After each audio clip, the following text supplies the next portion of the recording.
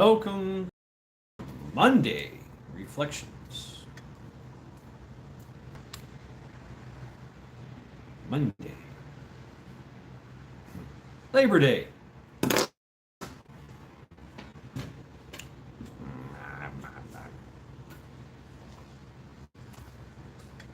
That's it. That's all I got, Charity. Yeah. Monday.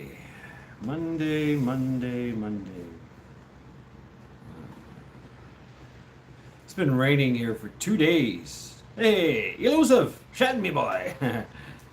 Welcome to Monday Reflections.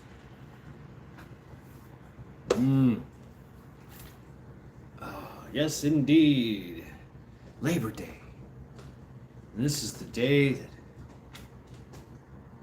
we got one more day, right? This day, and then back to work. Back to work, you filthy animals.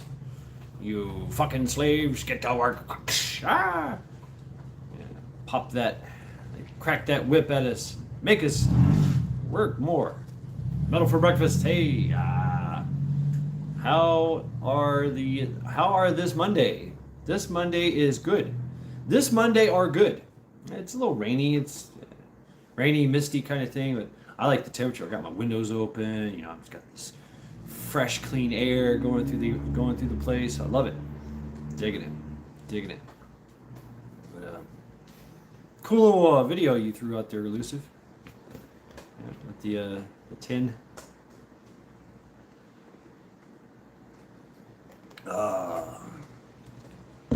Monday reflections. I know I lost a day, right? Guardsman, on this Monday, I look back at the past 2 years ago and accept that I will not be friends with my neighbors. That's sometimes you got to make that. You just got to do that, you know.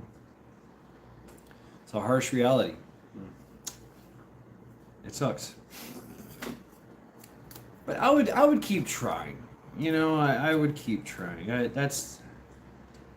I always try to be nice to my neighbors.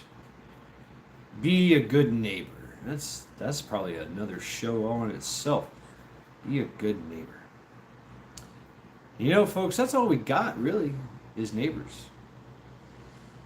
Look around you. That's your community.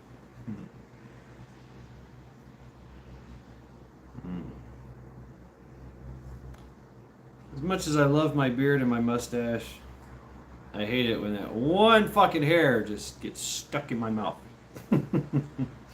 Yeah. That's all we got, really. Neighbors. Fences make good neighbors. Pie makes good neighbors. Beer makes good neighbors.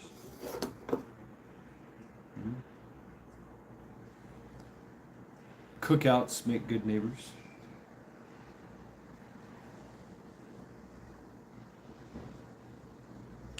Shovels and snow make good neighbors. Random JL, what's up? Hey. Beer I live next to one any day. Beer I live next to one any day.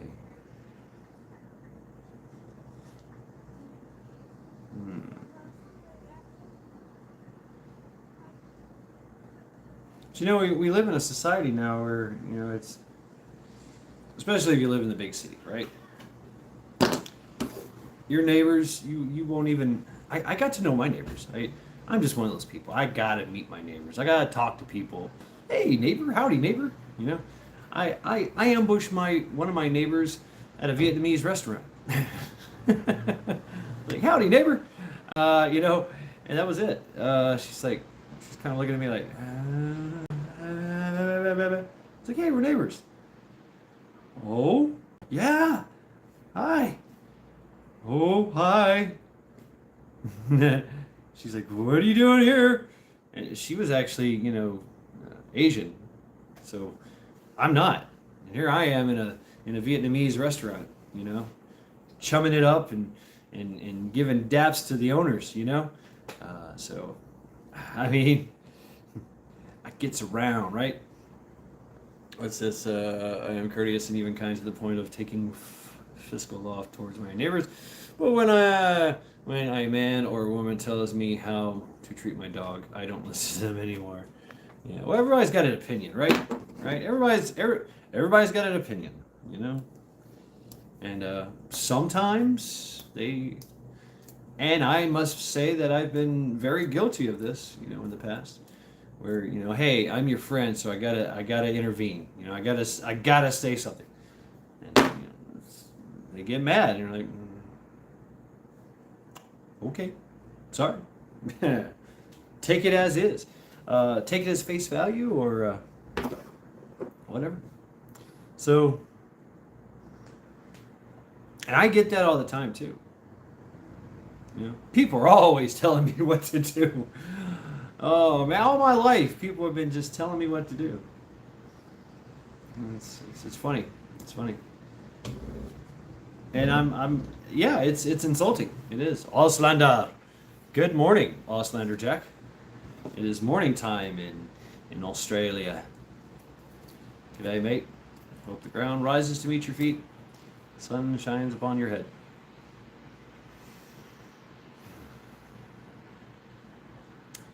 So, in my quest of reflections today, well, it falls upon Civil War, right? Civil War. That's the big thing right now. That's the trending thing. Civil War. Ooh, Civil War. And I think it just it was triggered by. I see you, Charity. It was triggered by my. Hey, what's up, Joe? My everyday never forget, where I just started busting into Guns N' Roses, Civil War. And the more I tried to get away from it, the more it just grabbed me with its claws, pulled me into its clutches, breathed its hot breath upon me. I couldn't get away from it. So I dove deeper. My community page, I dropped a video of a very powerful video about the video of, it was music, Civil War, Axl Rose. And then I started to cry. I really did. I lost it. Tears of anger, tears of disgust, tears of sorrow. I've seen Civil War. I've studied history. Civil War is not good. Civil War, any kind of war, the people that suffer are all of us. And I actually wrote down the words to the songs. I knew that, Guns N' Roses was the shit back in the day, and that was my Guns N' Roses was pre Marine Corps and into the Marine Corps for me, 94, 98. So they were they were a great influencer for all of us in the Marine Corps, for all us kids, Oh, that was fucking Axl Rose, man. So I wrote it down, and I figured I'd read it and have a reading of the lyrics, because I never really knew the lyrics. I just you hear the chorus, and that's it. But all the other stuff in the background, you don't really. I never really did jump into that, dive into that. I did this time.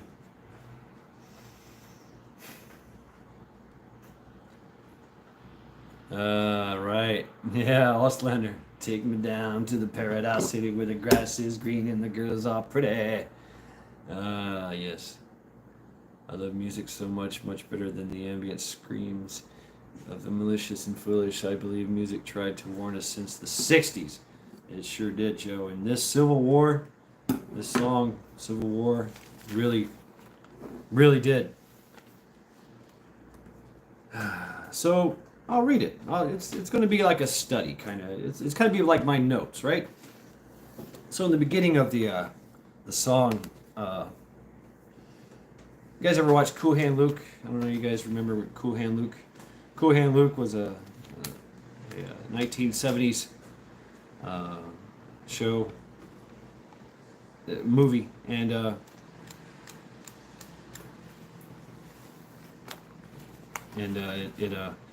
the warden in there, he's a very iconic guy. You know, what we have here is a failure to communicate. Some men you just can't reach. So you get what we had here last week, which is the way he wants it. Well, he gets. I don't like it any more than you men. That's how the show starts. And reading the lyrics of this song, it has different perspectives. It's like this escort from Cool Hand Luke, of the warden. It appears that, hey, what's up, Sean? That he's projecting what they're saying to us, right? Master puppets, right?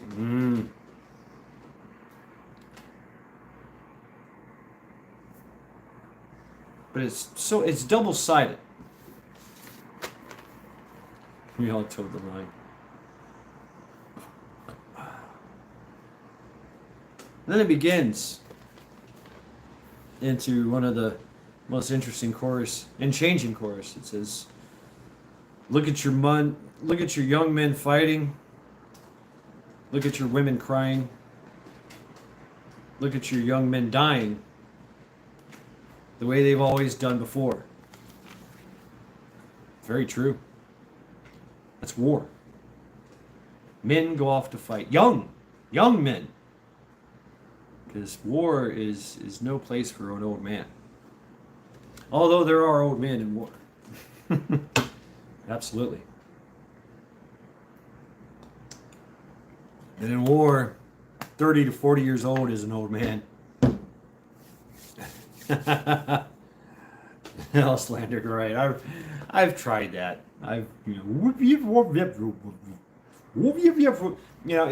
It's a your mind will try to figure out ways to make sense of the gibberish.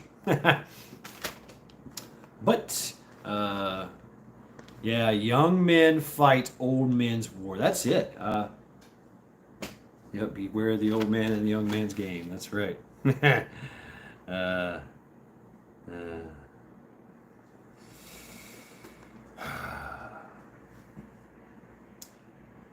But it's this song was written back in the 90s.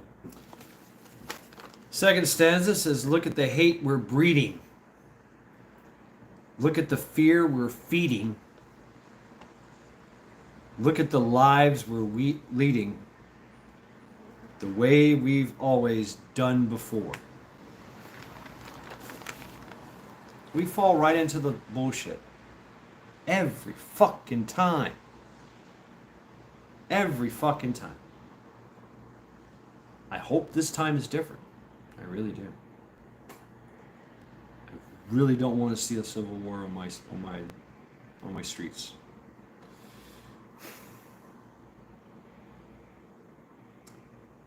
That is the day we cease to be United States of America. But everything's a possibility. It could work out for the best. Usually it doesn't.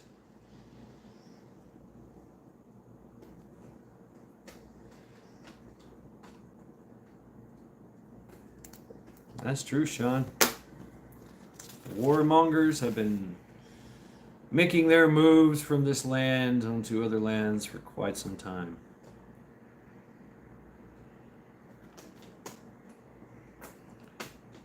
In the end of that stanza, he says, "My hands are tied."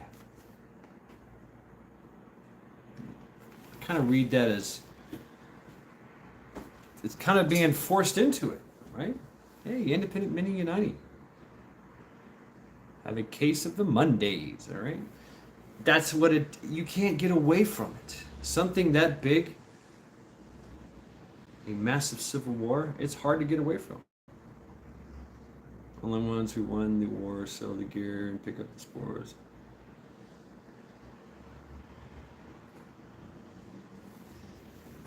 And there you are, guardsmen. Your hands are tied. My hands are tied. What happens when the jobs cease? What happens when the gasoline stops flowing? When the shells start flying?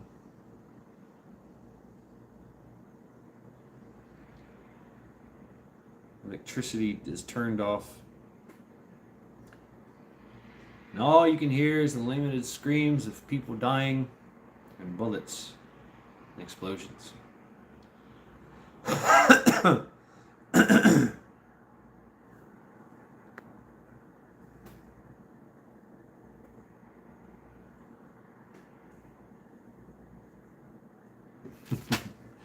Someone pokes Caesar. Depending on which Caesar. You're referring to anyway, let me carry on here. Let me stay on topic here. Third stanza, he starts to get into this whole kind of, he starts flowing faster and faster with the words. And this is where it gets interesting. The billions shift from side to side, and the wars go on with brainwashed pride. For the love of God and our human rights, and all of these are swept aside by bloody hands time can't deny, and are washed away by your genocide, and history hides the lies of our civil war.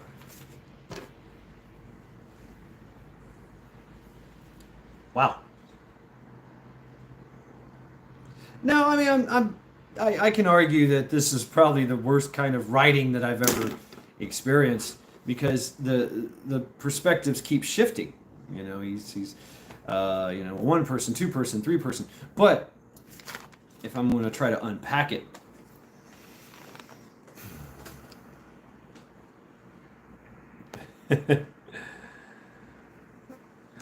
I'm not ignoring y'all. I'm just pissed. Absolutely nobody tells me what to do. There you go. The billions shift from side to side. They do. They do. We're watching this right now. Billions going to Ukraine to be our money being laundered. Well, I say our money. They created out of thin air. The fiat currency. That's the funny thing. Hey, what's up, Widow's Diary? Welcome. Mass Shad. So words is probably much more well put than I could. Right, Metal, right. The wars go on with brainwashed pride, man. You know? Look at the Antifas. Look at the BLM. They are literally training for war. They are. They're training for war. Specifically, a civil war, a revolution. That's what they're doing. It's literally an art, just like history has shown us many, many times, with the Khmer Rouge, with the brown shirts, with the Bolsheviks, you name it. That's what we see going on today. They are literally openly walking around with their flags on their arms and their guns in their fucking hands. I don't want to make this a crazy rant or anything, but it got to me. That's what they're doing, blatantly in our face.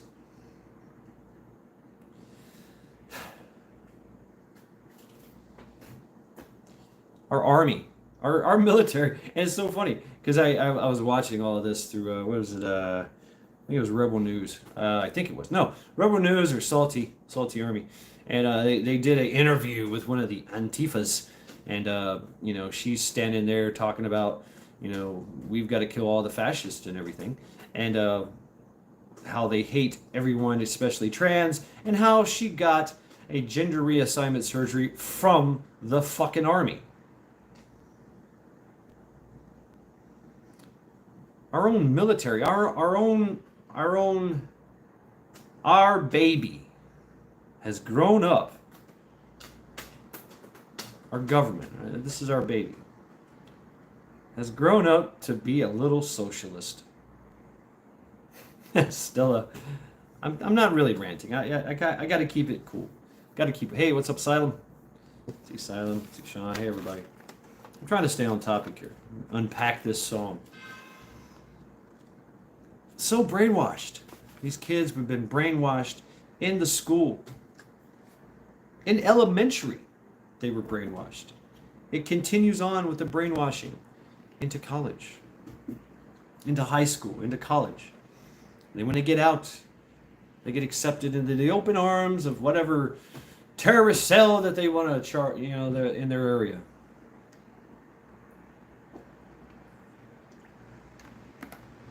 Yes, Widow's Diary, always in our faces.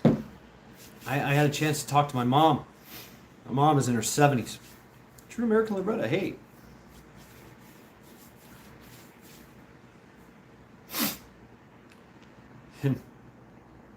And she said that everything that her forefathers talked about is happening now. You know, that crazy old man that you would, hey, what's up, Sonia? Hey, Dorel. Bloomington, Indiana. Dorel Calhoun. I'll make you blue. I know who you are. See if I can do it now. Aha! I can! It was hidden from me. Ooh, now you are blue, Darrell. Say something. I figured it out, folks. It was hidden. Anyway, you love my curls? Yeah. It's more like waves than curls. But yeah. Let's just say, don't run your fingers through my hair. They'll be trapped. It's a thick mess. There it is. Darrell is now blue. For the love of God and our human rights, and all of these are swept aside. Farmer's son. That's the war on religion. And fuck your human rights. Fuck your constitutional rights. They're just pushing that all away. It's us against them. It's them against us. It's them against us. We have not done anything. We have not tried to organize. We have not tried to do any kind of, crazy violent. Still some blue commercial with Matt Shad. Stella, I love it. Seymour Cannabis. Hey, what's up? we haven't done any of that. We haven't done any of that. Yeah.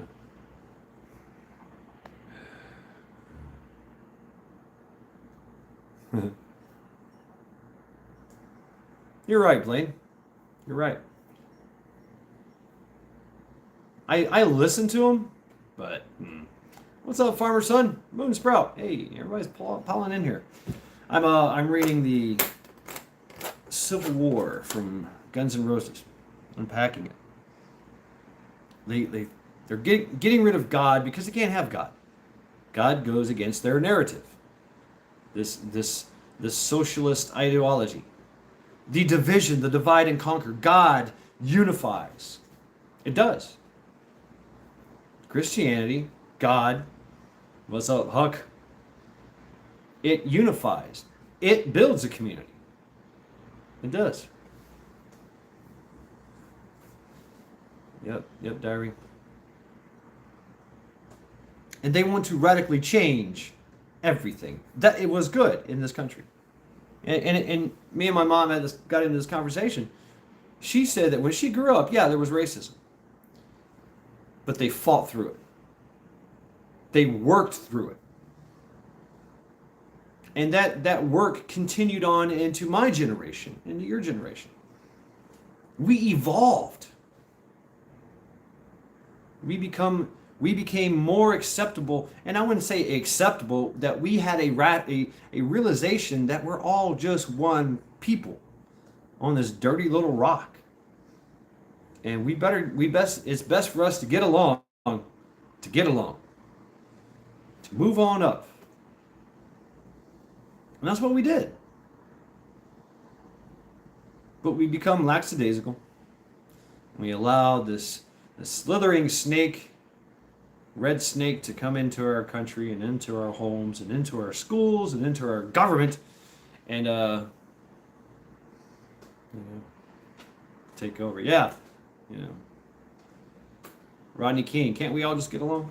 I mean, my race is the human race. What's yours? That's like my little saying.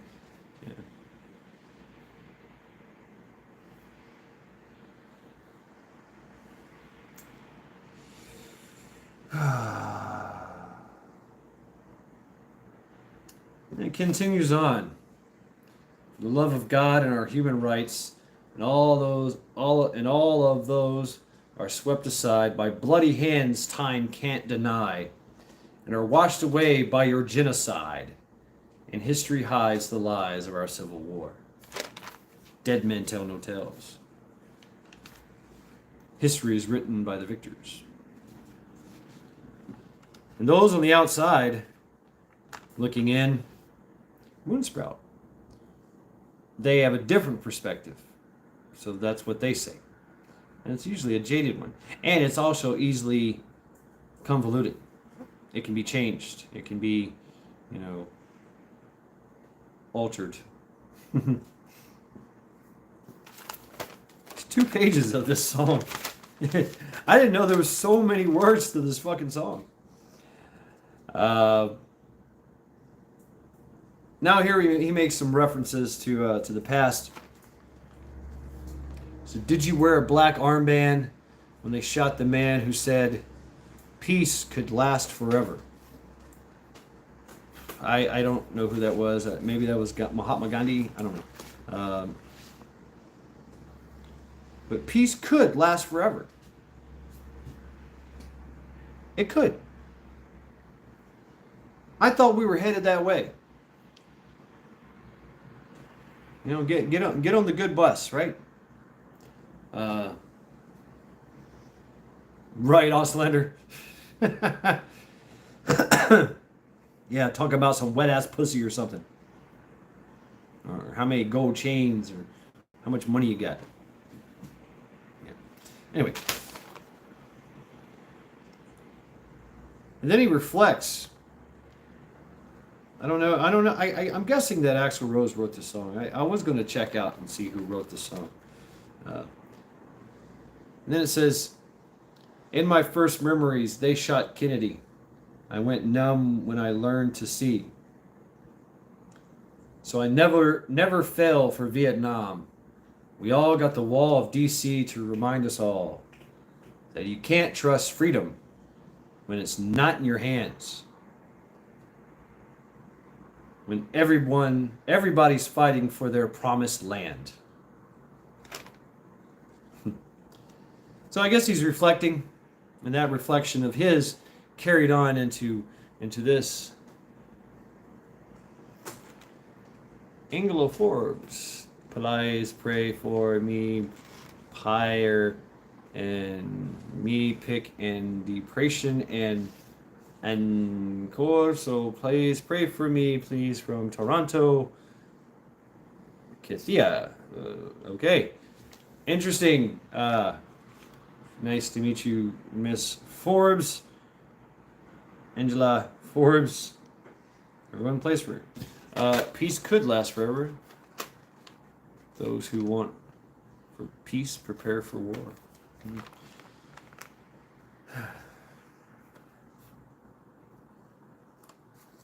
And so that's where it kind of ties into the my hands are tied. Right, Blaine? Everybody's fighting for their promised land. Everybody's fighting for their piece of the pie.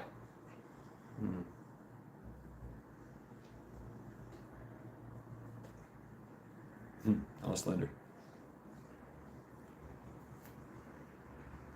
When that golden horde of Mongols comes across the horizon, it's all for naught. Everything will be laid bare.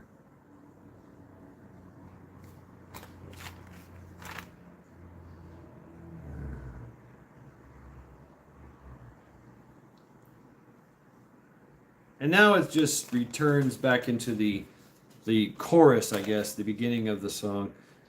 It just says, I don't need your civil war. It feeds the rich while it buries the poor. Your power hungry selling soldiers in a human grocery store ain't that fresh. So now he's talking to them. Written by Slash, McKagan, and Rose. So they all thank you, Bug Out, or thank you. Oh, Bug Out's here. Thank you, Metal. Thank you. Yeah, they got together and wrote this, huh? Yeah, that's cool.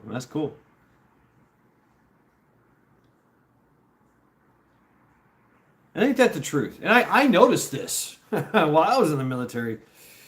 Ooh, it got to me. And if you read my little profile pic, it says, they wanted me to die.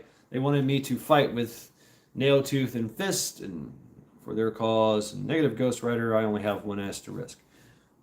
So, I mean, that was my realization, What am I fighting for? Why the fuck am I in Africa? Why the fuck did I go here? Why the fuck did I go over there? Oh, it's this interest in metal and good for something. No, thank you. And gave me some insight. It really does. Now I can see all three of them in this song, in the writing.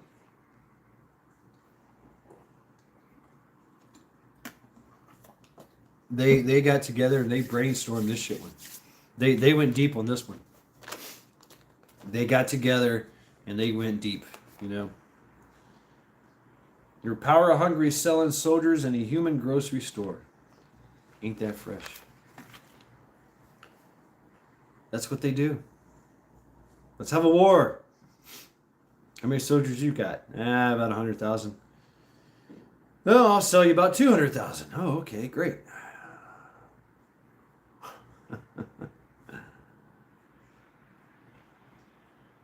War is money, man. War is money. While there's a civil war going on, there's always another group going after something else. Dakota, hey. Matt, Chad, and Charity. Charity is down here. Let's see if I can get a good picture of her. Yeah, there you go. She's presently indisposed at this time. You know what I mean?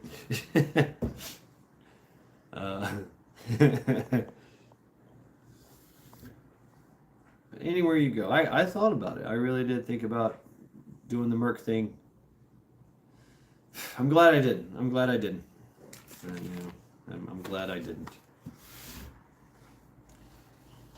And a human grocery store. I don't need your civil war. Then it goes into the looking. Look at the shoes you're filling. Diana Sotomayor. Diana Sotomayor, welcome. Look at the shoes you're filling. Look at the blood we're spilling. Look at the world we're killing. The way we've always done before.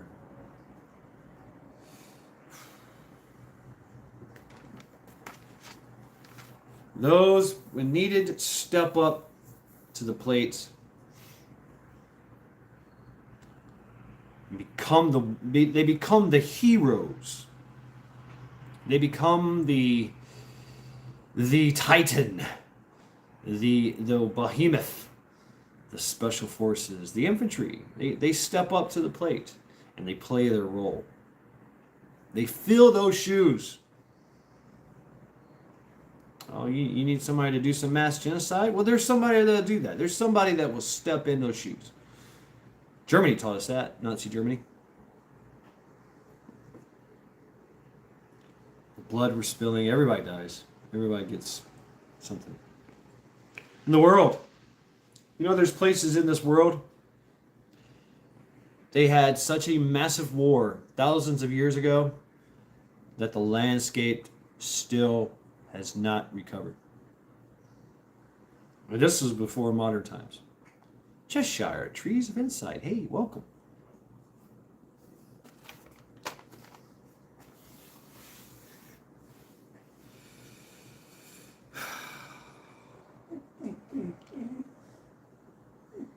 And it goes on to this. Look at the doubt we've wallowed. Look at the leaders we've followed. Look at the lies we swallowed. I don't want to hear no more. My hands are tied.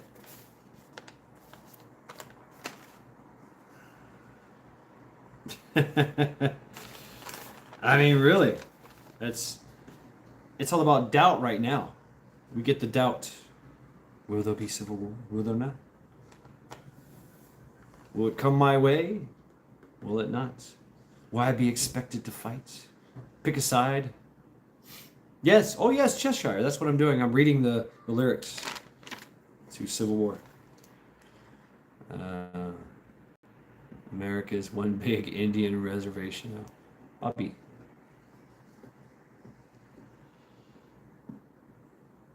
Look at the leaders we followed. I don't even have to say anything about that, huh? Look at the lies we've swallowed. Yeah, look out. And I don't want to hear no more. I really don't. That got me. I lost my shit. I was just like, boom. Couldn't stand it. The eyes started to just... My hands are tied. My hands are tied. That's part of it. And something like that. Damn, yeah, Joe asked the natives how surrender of weapons went. Yeah. And it's not the end of the song.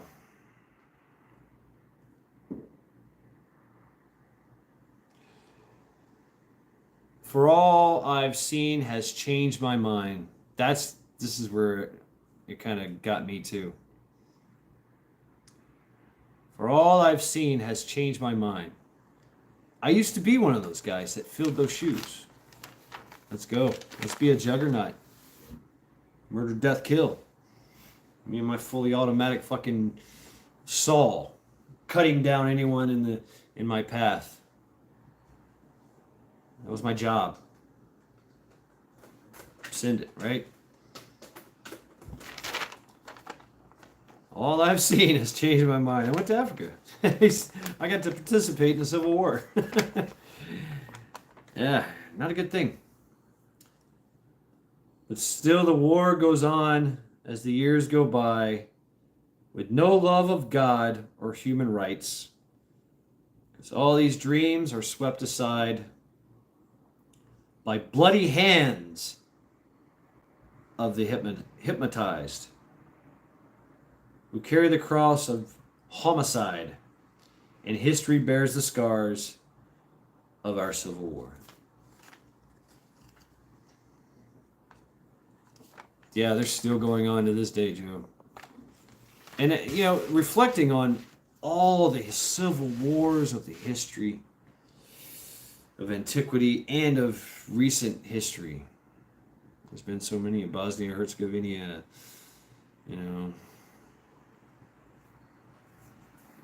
Ukraine, countless civil wars in Sri Lanka, Myanmar, Africa. They just have a bloody coup d'etat whenever they feel like it. Hey, coup d'etat, let's do it.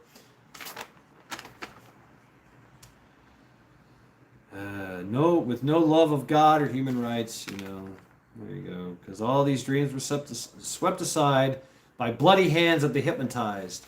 You become hypnotized. The masses become hypnotized. They hear the calling. Let's go to war. What's up, Tony? Hey, Shad and these shadows. Interesting. Who carry the bloody hands of the hypnotized, who carry the cross of homicide. Brainwashed, hypnotized, drank the Kool-Aid, and off to war they go to murder, death, kill. Megadeth, yeah, Megadeth had some deep ones. I like their song Freedom.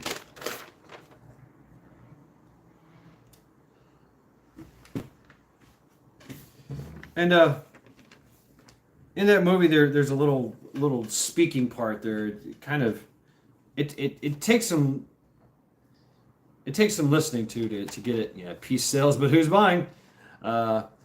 We practice a selective annihilation of mayors and government officials, for example, to create a vacuum. Then we fill that vacuum as popular war advances. Peace is closer. So I had to unpack that, and so because that's the little speaking part, you know, it was very popular to throw a little off-key speaking part into a a message, and it's very very guarded. We practice the selective annihilation of mayors and government officials. Yeah, everybody does that. Everybody does that. The CIA's been doing it for a long time. You know, look at Cuba, look at Venezuela, look at China against Africa. Look what we did to. Thank fuck. Yeah, Moonsprout. Yeah, look at Russia. Look at the propagandas. Look at what we've done. Look at what's been done to us as well. Just interesting fact is that all the attorney generals that were put in by Soros, some 20-something of them, are backing the ATF letter to continue their tyranny, right? Prepping Plumber. Oh, right on. Hey, you had a great time, though. You had a great time with the kids, and that's what matters. Prepping Plumber. Yeah, we had a good time. We had there she is. The aftermath. Jacinda Ardern.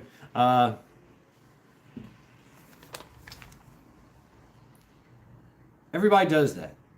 The selective annihilation of mayors and government officials, of people of power, and then they put in their own power. They create a vacuum. Matt, PCD. Good evening. Good evening. They create a vacuum, and then fill that vacuum with their own people.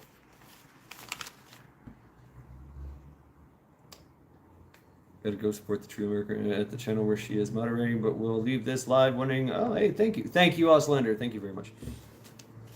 Yeah. Well, thank you, Loretta. She's doing the things, right? Doc, is he in here? Where's Doc? Doc here. And so we create that vacuum, and we fill that vacuum as popular war advances, right? When peace is closer. CIA has been a part of 90% of terrorist actions for 50 years. I agree with that. Absolutely. You know, the work they did. I used to get the magazine Soldier of Fortune.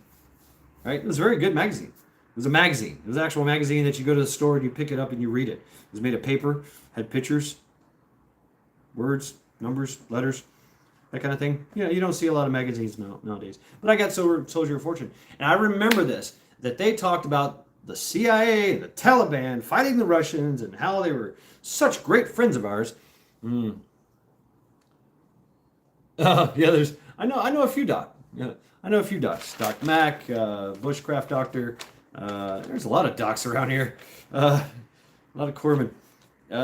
So they Milkmaid, hey, what's up? There's Doc. There you go. What's up? There's a Doc. Ronnie's here. Book club's here. They fight. They push and make a war with this vacuum. They put all their people in play, and they make a war. When peace is closer. Peace is closer. Yet still, they make, shape, and mold a government or whatever, and pick a fight. Just for a war. Why? Ha! Quack! Of course it does. What's up? What's up, Quack? And so now it just runs off into the end, and he just kind of the chorus, I guess. says, I don't need your civil war. It feeds the rich while it buries the poor. Your power-hungry selling soldiers in a human grocery store. Ain't that fresh? Hey, kill it. Kill it, grill it. I don't need your civil war. I don't need your civil war. I don't need your civil war. Right? Your power-hungry selling soldiers in a human grocery store. Ain't that fresh? I don't need your civil war. I don't need one more war. I don't need one more war. And then, of course, the ending. It says, what's so civil about war anyway?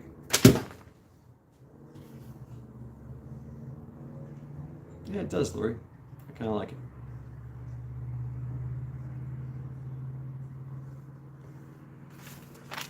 So, folks, it's my reading. Civil War by Guns N' Roses. Yeah, you've heard me sing it a few times. I don't need your civil war. Feeds the rich while it buries the poor. And Charity says, no more singing. Right, Charity? She's like, stop singing. Just stop it. Yet, they are preparing for war. Yeah. She's like, that's enough. Same here, Lori. It's been raining all day. Raining and misting all day. That song got to me. And the video, you can check it out on my community page. You'll notice, you'll recognize a lot of the clips in there. It's a lot of war stuff. They won't like what they find. That's nobody does. No one is going to like what they find in Civil War.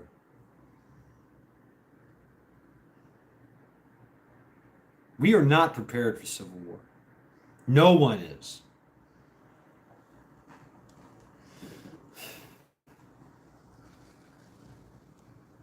No one is. Everyone suffers. The people suffer. The land suffers. For years and years to come. The place I went in Africa, Sierra Leone, Congo, they're still fighting. They're still fighting. They're no better off than they were before. We hate ourselves. We allow ourselves to be hated. We allow the hate to flow. We allow it to happen. And the disgusting depravity, evil that comes out from it. Soldier of Fortune, he's a man of war. Just don't remember what the hell he's fighting for. That's right. That's right. I was afraid of that because I liked it.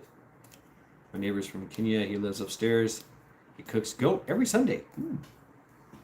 Interesting. Civil War will look like Irish troubles than the first American Civil War. No, I disagree, Bush Doctor. It's going to be riots in the streets, and then it's going to be aerial. They're going to get aerial. You're going to see helicopters. You're going to see jets. You're going to see complete annihilation. Bombs dropping. You'll see the police get involved and try to, hey, stop it. You'll see the National Guard, hey, stop. I said stop fighting. I said stop fighting as I'm fighting you. The National Guard, the military is going to march upon the streets, march upon the people. Hey, we want peace, damn it. Die. Such ironic. Very ironic what's going to happen. And then that's just another reason for everybody else to run around and steal things and take things. There'll be a lot of low-level stuff, political assassinations, bombings. I don't know. I think they'll be gone. They'll be in their bunkers. They'll be hiding. We are not. Let's see, Bush Doctor. I tend to think it would be more of an insurrection, which can't be stopped by the military. Got to fly, but thought we would say hi. Stay safe. Thank you, Tony Lee. I mean, I can't really predict. No one can really predict what's going to happen. We can speculate. And that's what I'm doing. I'm doing yes, unfortunately, NATO does not speak English. They are not your family. That's a good point, Asylum. And that's where I was getting to that. If the Civil War, if the chess game goes that way, we cease to be the United States of America. The Civil War, if the civil unrest happens and we're able to organize, we the people are able to organize and keep some kind of continuity of government, continuity of self, then we can preserve this country and we can actually rise above and wage war against the New World Order. Beep beep, Moon Sprout. You're right there. Yeah, from the government. Robot dogs and shit. I bet China would volunteer to keep the peace real quick. Exactly. Yeah. All those NATO countries, French Foreign Legion, they're the big ones. The UK would be walking around. They don't care. The freaking IRS. Yeah, I mean, every governmental agency has been armed. Yeah. And that's the weird thing is some people find that the bombs and the bullets is fun and games. I used to think I was too. The song said nope.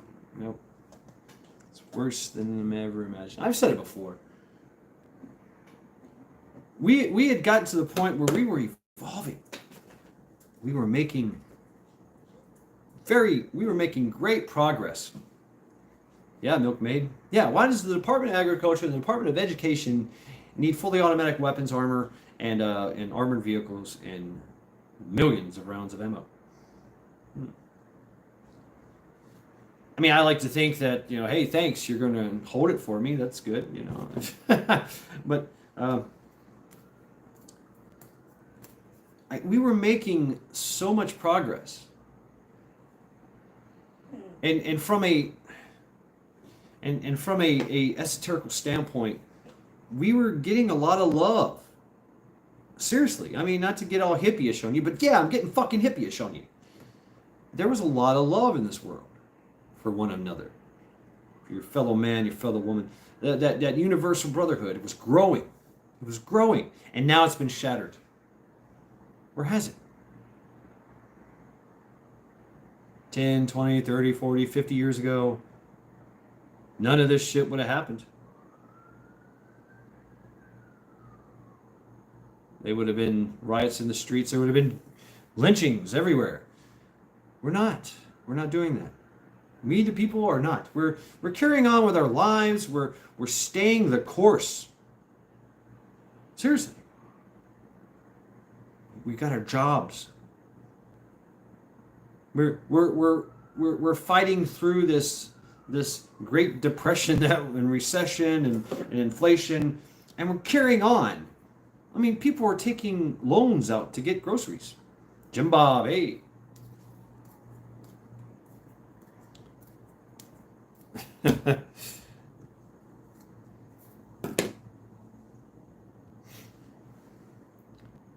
We will suffer, we will endure to get what we want, to provide for our family, to care for our loved ones. And that whole thing is trending too. Love conquers hate. Love trumps hate, and it shows Trump hugging the American flag and kissing it. Hey you, hey. I think you're right there, hey you.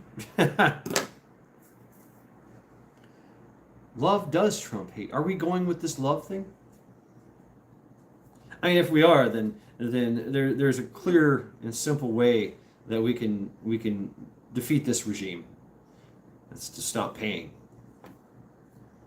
Stop paying your taxes. Stop paying their regulations. Stop paying their bills. Stop giving them the money. Big fences and moats make good neighbors. Anti-Ajak. Welcome.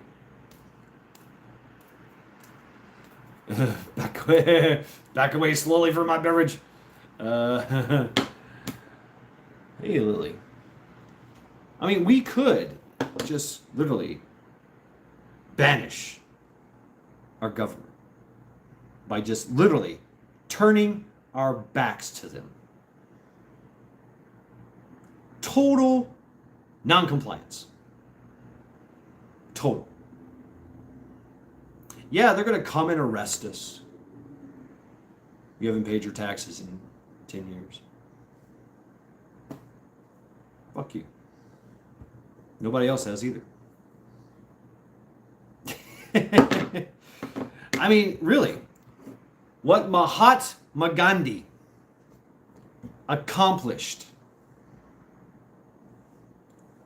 he kicked out, him and the people there, kicked out the British tyrannical regime by doing nothing, by sitting. All the workers that were working away, slave labor, sat. Goods and services did not flow from that country.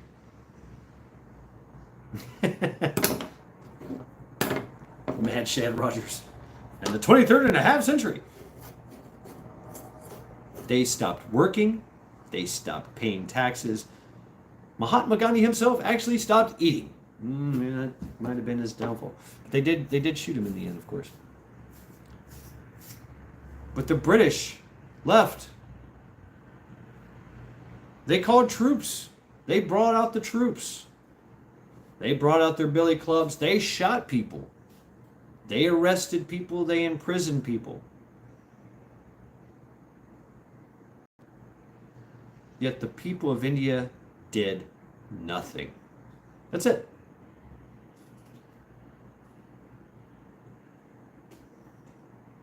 Now here we're a little bit more high strung. I can say, yeah, right?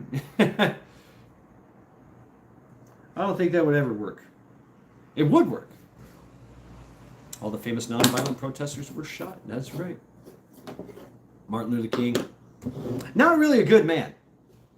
Personally, he was into his women. He was into the drink. He was into drugs, but his message was great. You know.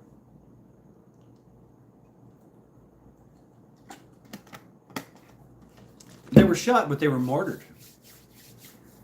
They were martyred. We remember them to this day.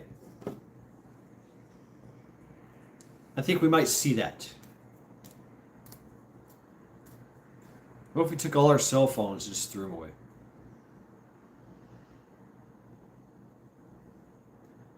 High risk, high reward. V for Vendetta. I'm British. My family were slaves in the mill. Hey, Ansonia. Yeah.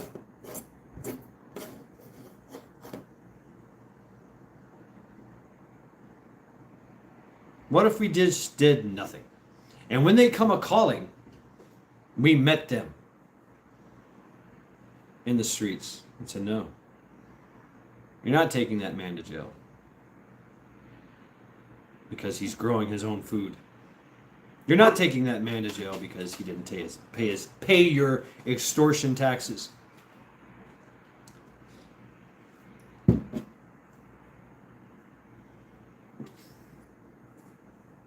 Yeah, son. Yeah, milkmaid.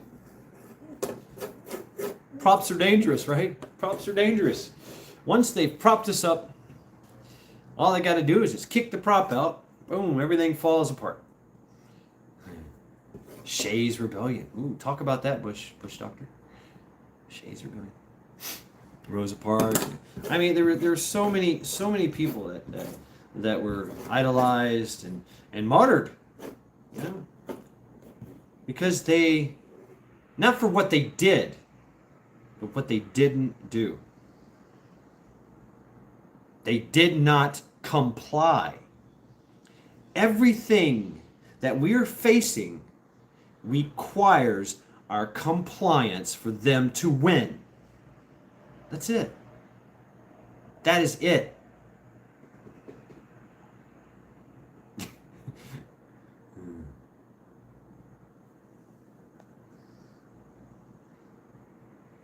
The farmers revolted, all thrown in prison. Initially, they're pardoned later on. Yeah. Okay. Paul Newman. Yeah. Oh, okay. My wrist, let reward hug. All I want is another minute alive. What kind of living is that?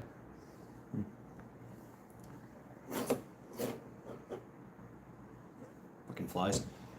Got my window open. Who's complying? Who's complying? Northern Girl Hobbies. Yeah, I don't know. We all comply in some way or fashion. We do. We're on this. We're paying our bills to Google. We're paying our taxes. We're paying our fees. We got our licenses. Do you have your license to drive? Yes, of course. Yes, I do. Oh, this is expired. Oh, your tail light is out. No, it's not. Yeah, it is. Oh, I see. Oh, you have to have insurance. You have to have insurance on insurance. You got to have that insurance on insurance. My dog has to have a fucking license. Rules and regulations. Hey, you can't build that here. You can't build that on your land. No, you can't do that. It's that. I know, it's your land. You have to pay taxes on that land. If you don't, they come and take it. Right. There's that. But no, you can't build that on your land. You can't build how you want to build on your land. No, it has to be a code, has to be a regulation. It's all for the better. It's all for the safety, of course. Yes. Yeah. Europe countries are standing up again, this time for the war. They are all sending money to, right, Cheshire. Rogue chickens for the word. Sovereign citizen videos crack me up. Yeah, you're right, Bush Doctor. I'm traveling. I love it. I'm traveling. Yeah. You are impeding my progress for traveling. I love me some sovereign citizens. Yeah, Patton was an old man of war, and he was a badass. I mean, I like his guns he had. Let's go outside, shall we?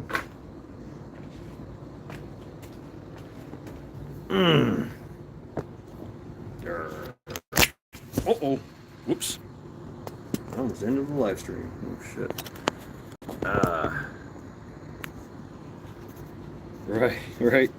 Right, Guardsman. What's up, Jenny? That's cool. Got my little selfie stick, and it's working well. I'm digging it. Yeah, it's a dismal. I like a dismal looking day, a cloudy day.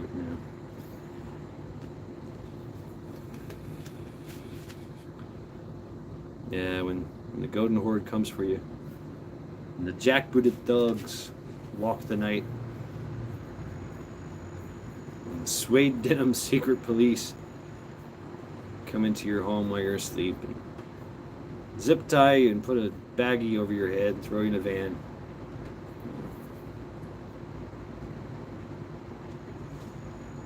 But there's ways to get around that. There's ways to fight that.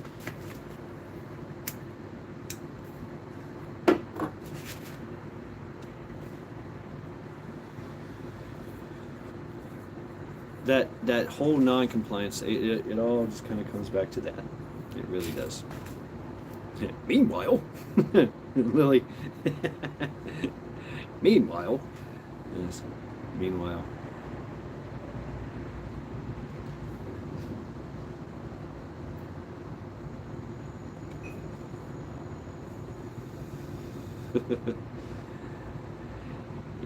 The more they try to divide and conquer us, the more we realize that we're all the same.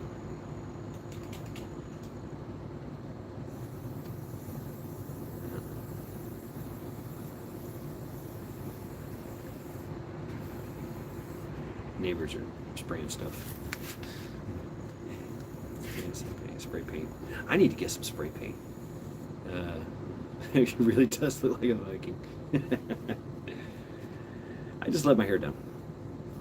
I just let my hair down. To be unhindered. Right book. Right. Needs more dirt. Yeah, hey, I like to get dirty. I like to get clean. You know, that's why I like my job. I'm the dirtiest one at my job. I make fun of them for being so clean. But when I come home, I take a shower, I clean up. Yeah.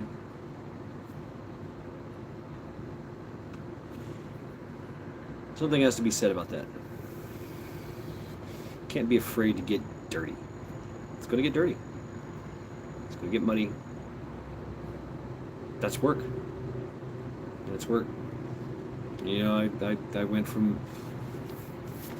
crawling the muddy swamps to went into pest control and crawled houses and crawled under houses, crawled into attics, crawled the nastiest kitchens you ever seen in your life. I just crawled through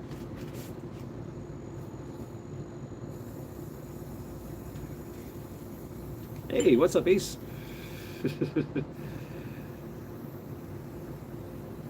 Yeah, that's all it is non-compliance. That's all we need. Non-compliance and the realization that we are all one. That whole one love thing. Universal brotherhood, universal sisterhood. Must eat a pound of dirt. And funny you mentioned that. My unit, my fire team was called the Dirt Eaters, and we actually ate dirt, like rabid animals.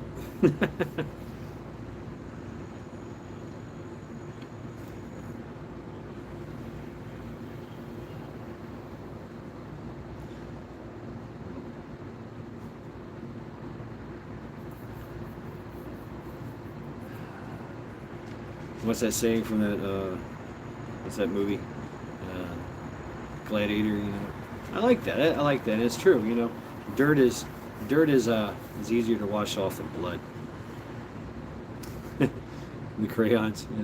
Yeah. You know, I never heard that, Sean, until I got out of the Marine Corps. I never heard that.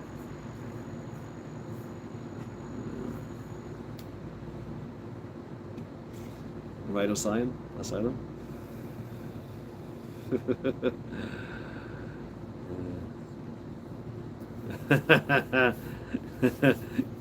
Blaine. Yeah, I mean, that was my thing, you know. Commercial pest control. I was really fucking good at it. Hey, East Tennessee preparedness. Hold on, folks. Boom. Let's see if I can do this. Come on. It's not allowing me. I'm a little gross right now. So this is very much on my mind. Doing the dirty things, not being afraid to get dirty, you know. Get the job done. Yeah, dirt is definitely a rite of passage. Aha! I got you, East Tennessee. You're about to be blue. Boom! You are now blue, East Tennessee. Go ahead. Text something. I dare you. You are now blue.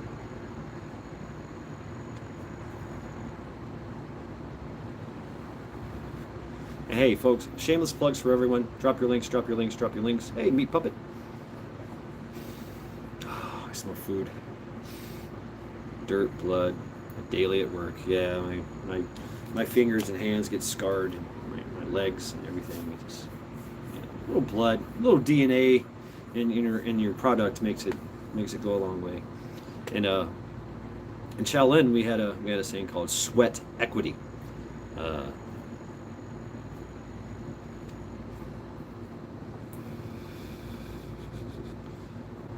Who's this? Zaha Music TV OFW Akuth -2. Welcome. Throwing the YouTube thing up. So when this storm comes upon us, upon this country, it's going to be a lot of butthurt. both sides. We the people are going to get stuck in the middle.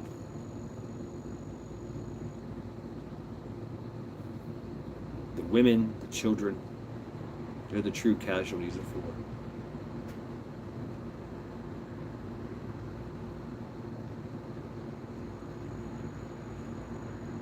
If you're going to fight, fine, fight. Be damn sure you know what you're fighting for. Don't just jump into a cause just because MSNBC said it. Fight for your family. Fight for your community. Fight for your brothers and your sisters.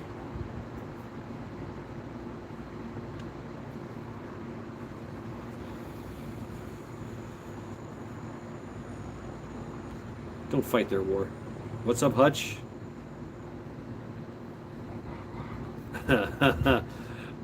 Yeah, I got this lion thing going on here. Warlock Sage. I like that. I like that. Yeah, instead of a stick, I carry a spear.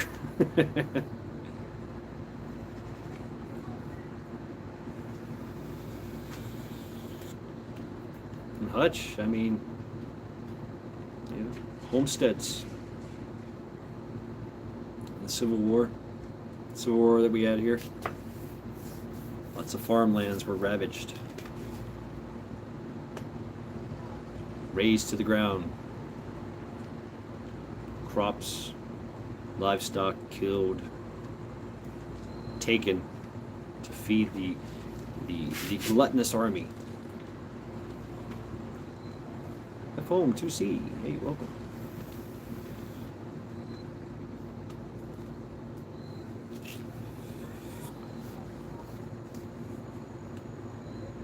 You know, it's best to meet the enemy in the fields before they get to your home.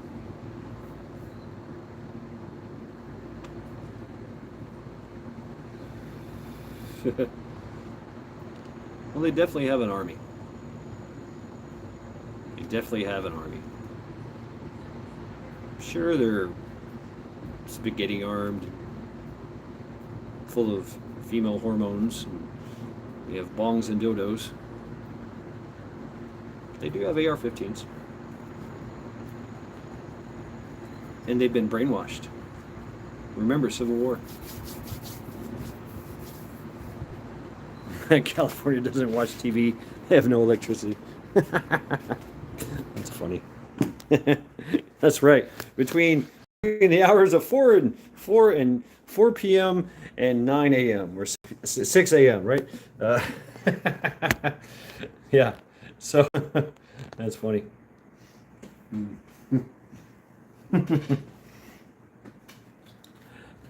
Ace, Sean, are you sitting on my couch again? So yeah, check out my community page. Check out the video that I found of Civil War. I was just gonna pick the song, you know, from the Guns N' Roses thing, but right, Milkmaid, they do. They include rage, lots of rage, blind rage, and that's dangerous. It's dangerous for us, and especially dangerous for them.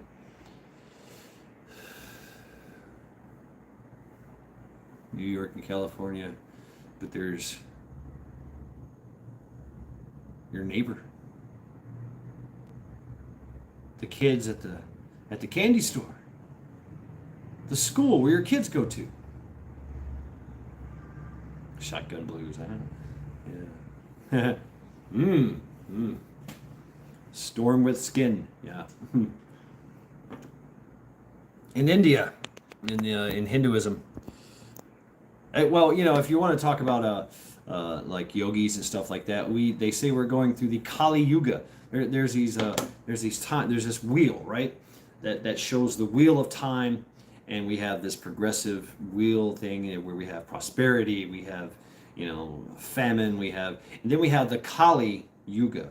Kali was the the epitome of primordial rage and death.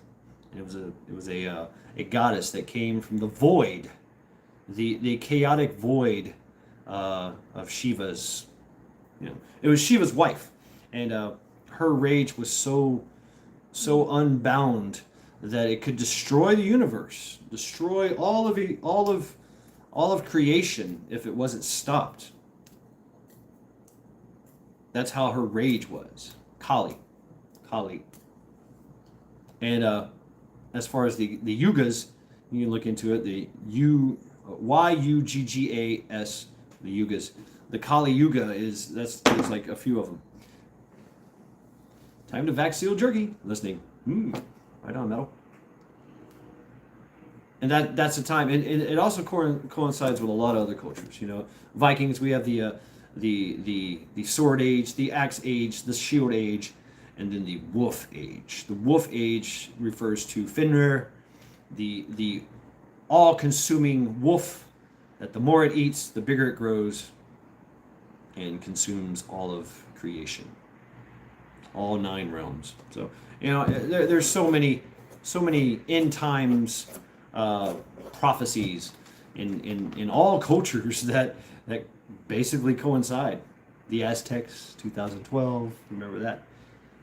We had our own little cyber, death or cyber, prophecy of year 2000 is the great reset of all the computers, and the things won't know. Yeah, rage is only good when contained and if released and directed.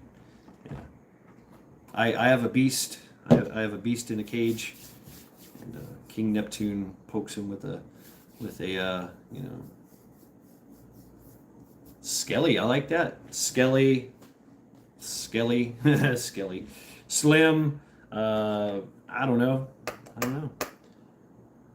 Hawaii. Tutu Pele, fire goddess of both destruction and creation. Yeah, Moonsprout. Yep, I'm familiar. Pele. Yep. Comes out of the volcano and either enriches the land or destroys it. Right.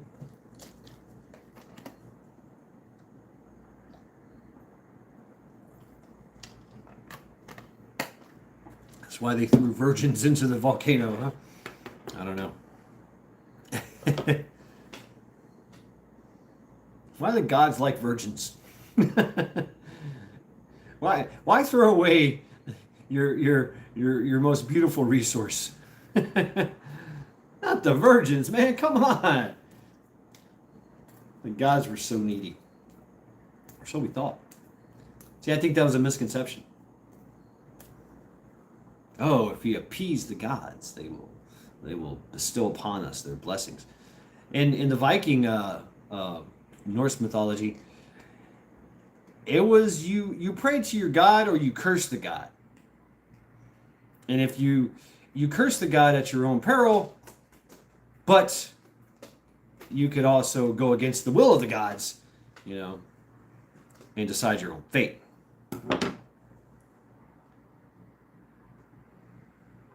Majik, did y'all see Britain got trussed up? We're all doomed. Doomed, I tell ya. Well, we're at a crossroads. We're at this. We're staying in this constant state of flux. That's why life is carrying on still to this day. Even though we see the signs, we see the writings on the walls, we hear the trumpets. We hear everything. We see the signs. We hear the signs. Yet life continues to go on.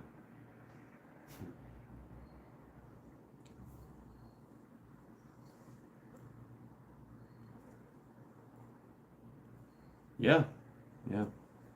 Yes, the creek still flows. Until that civil war comes. What's so civil about war anyway? It's not. And that's what they want. That's their plan. And you look at history. Anytime there's been, innocence is lost. That's the first casualty of war, innocence. When a child sees a dead body or realizes why daddy is not coming back anymore, knows why daddy is not coming back.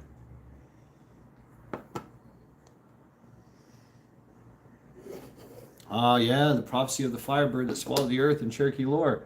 Man and beast survived because the ancestors opened the earth and kept them from, yeah, from the thing. East Tennessee. Sorry, I had a phone call. You're apologizing. Hey, do what you want. I mean, you guys do what you want anyway. Oh, and the firebird's throat. Yeah. The Navajo tradition, you know, they were taken from one earth to the next, or one mountain to the next mountain. In the clutches of a bird.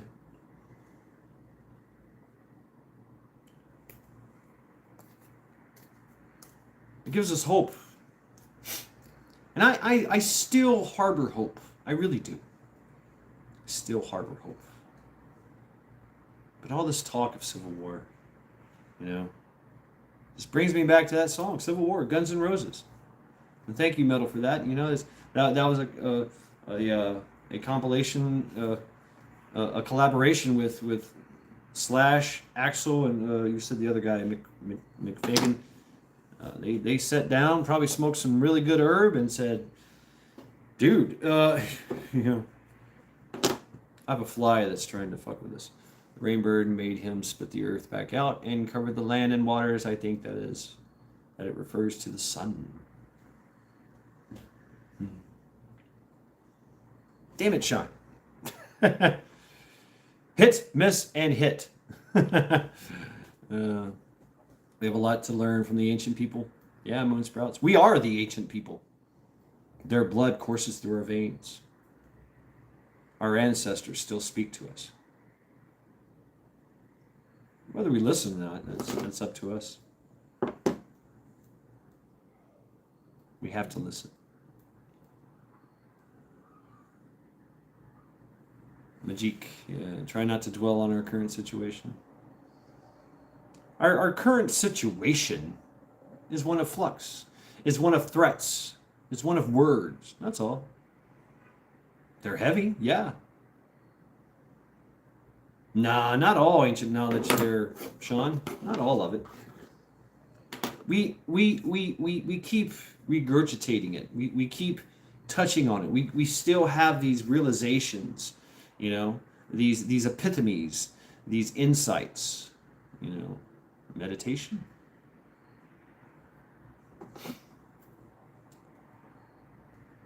We still get it.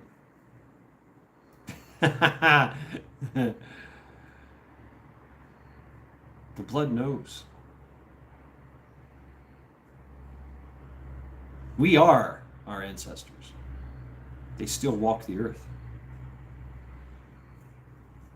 They still walk the earth in us, and they're part of the earth. The meek shall inherit the earth. We will inherit the earth, and we will be the earth. Well, if it hasn't been destroyed, why don't we know it? We do know it. Uh-oh, not the shitter net again. Oh no, milkmaid.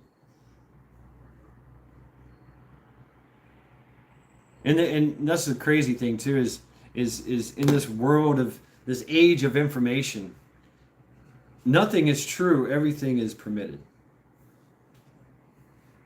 You know, I get that from Assassin's Creed. Nothing is true, everything is permitted.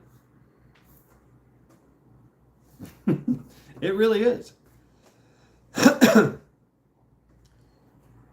You know, all the secret societies have come to light, and now more secret societies are being made. Yeah. That's right, Asylum. We are many, they are few. Yet they control our lives. And they think they can lead us to our deaths.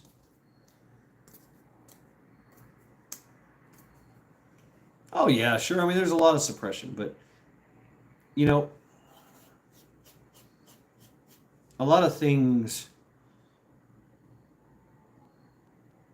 exist beyond the understanding of man. A lot of things exist beyond the material things of man. Not everything is written down.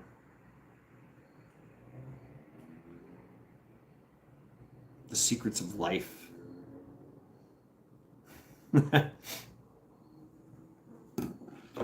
have a fly that just keeps fucking around. He's crawling around on the screen, so every now and then you'll see him on the camera lens. I'm like, damn it, what are you doing? Who knows? Maybe that's my ancestors. I kind of think that way sometimes. And it's kind of true. Everything is everything. Everything changes.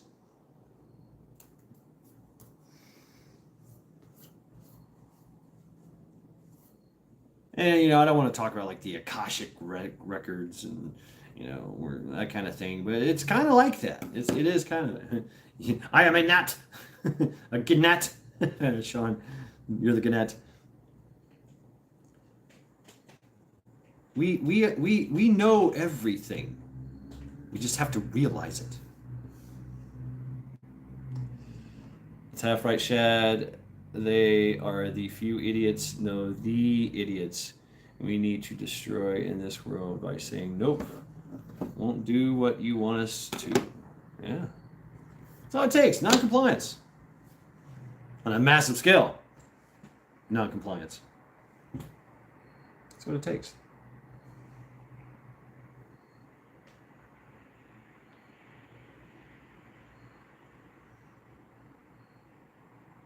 And it is a type of mixture. And folks, trust me when I tell you this. Oh, okay. Institutionalized, right, book club? They are looking for a reason to have a false flag, to arrest people, to lock people up. They are looking for that reason. Grew up in Hawaii. The language and oral chants, stories, dance were outlawed. A lot was lost because, God damn it, because there were no written languages. It's still in us. We just have to remember. Yeah. Who wants to listen to the psychedelic narcissist anyway? What? That's why we get hung up the material things of man. That's right. That flies there because of the stanky codpiece behind you. You're right there, Ace. We are the carbon footprint they want to eliminate. Yeah. I amount to a Tardigrade turd on a grain of sand in the grand scheme of things. It makes me feel all warm inside. Capoeira. Capoeira was started because of the Brazilian slaves that were forced to work the diamond mines and incinerate codpiece, please. And to form an uprising, they did a dance. Well, that dance was training to fight, and eventually they rose up.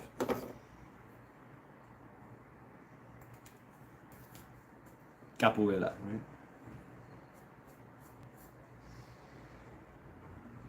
Oddly enough, capoeira and a lot of the Brazilian martial arts come from Shaolin. Purple Book Club. I am a beautiful butterfly. Yes, yes, indeed you are. And now I'm back in Top Chat. Yes, they are totally trying for a FF free for all. They want a free for all. That's their plan. That's their job is to start this civil war so that we can destroy ourselves. And then they can come in and justify them pulling out the big guns. They don't realize that a lot can change.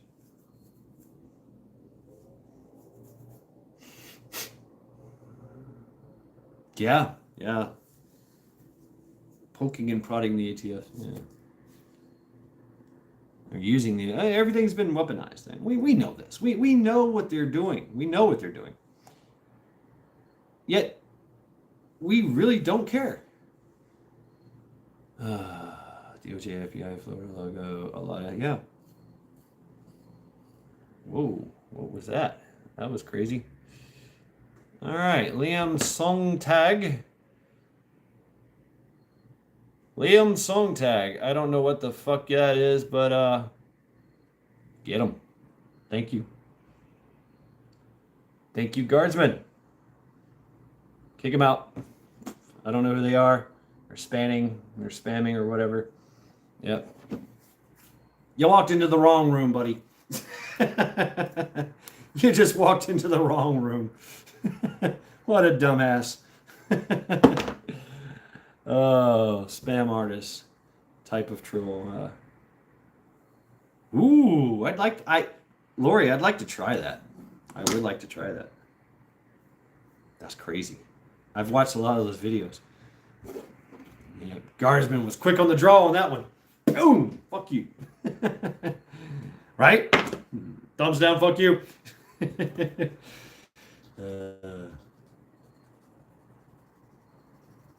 I don't know. I don't know if we are we evolved enough as a civilized people to not fall for this shit. Is that what's going on? Are we so laser focused that we want to continue to couldn't find the axe, dang weed. Yeah. Where's my axe? Made me think, where's my axe? Anyway, anything in my hand's an axe. I got a knife in my hand. Good enough, right? But are we too civilized enough to fall for this ruse, to fall for this bait? You know, I think most people are just trying to live their lives. They want to be left the fuck alone. Right, Blaine. That's what I tell I wouldn't want to fight me. Now we gave up most of the insects because we became civilized. Love knives. This is a cheap little plastic crap, but it's great. It's a great little opener, and I call it my little fidget spinner. I put a little hair tie on it, put it in the middle of my finger, and just go from this grip to this grip. Just something to do. I'm always spinning something. Anything is my fidget spinner. Anything. Yep, self-defense. When you get to that point where it's just, true skill comes effortlessly, but only through arduous, long practice. But it takes practice. Anyway, I'm thinking that, well, we still have those instincts. We still have those insights. We still hear our ancestors talking to us. I beg to differ, Asylum. I beg to differ. Bring everything. Bring everything.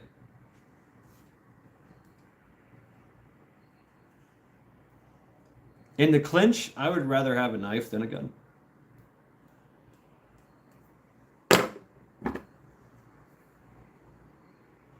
In a clinch, I'd like to have a small gun. In a clinch, this is dangerous.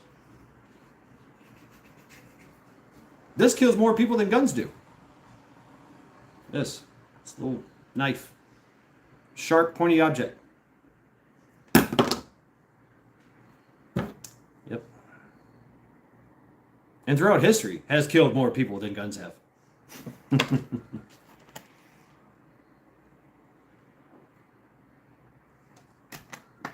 Ouch, Lori. Yes, Matt. I just don't like the price of it. Yeah, from John Lovell, War Poet Society. Now ostriches head in the sand. Who is Matt? You guys know Matt? Does anybody know Matt? That's been pretty cool. Wife got me one for Christmas. I love it. Carry it every day. Wow, cool. I'm privy to. I like my TDI Tactical. This is what I like. I also have it in Tanto. It's Huckleberry sent you. Okay, this thing this is just crazy. I love it. Any way I want to carry it. Clinch pick, I do. I like it, but for 100, this cost me $50, $49. Yeah. Sean's got one, It's badass. It's ergonomically designed to to do stuff. Anyway you want to. Push daggers I don't like anymore. I like push daggers as a tool for like prying and things that need to get pried or make a little hole in. But all right, fine. We'll make them blue. All in favor of making matte PCD blue, say aye.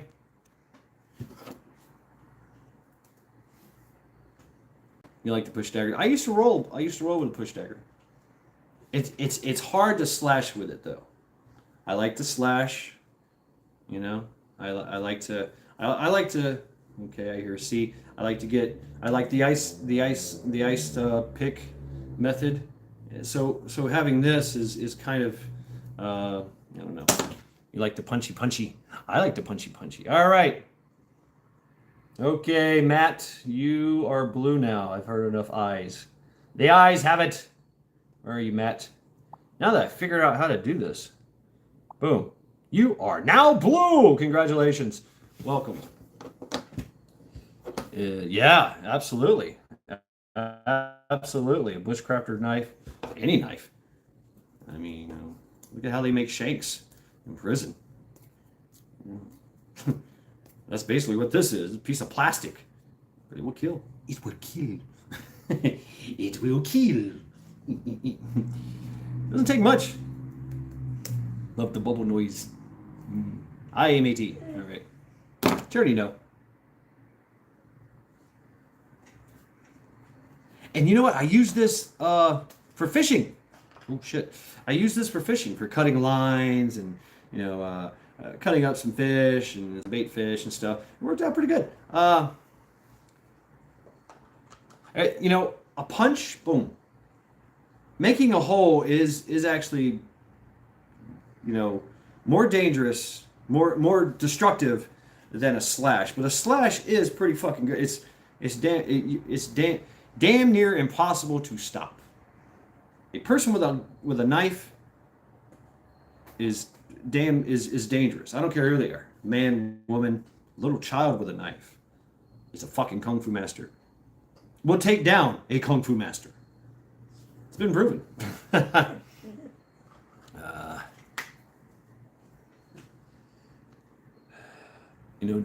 Down under Farm and Forge, Darren makes knives, and I won one. Check out his channel. Drop the link, Lori. Slash create space to get your hole punch. And then, of course, angle one, right? Angle one.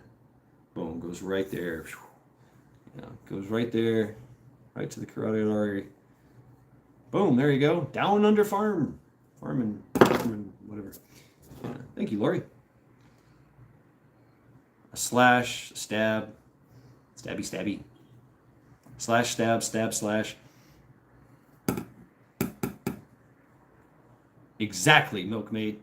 If somebody pulls a knife on me, the best thing I can do is run. Really. Create space, distance.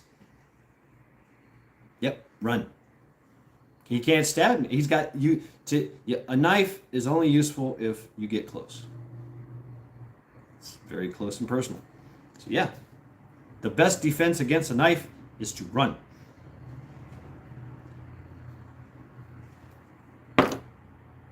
In the medieval times, when armor progressed and they became, you had knights with armor on.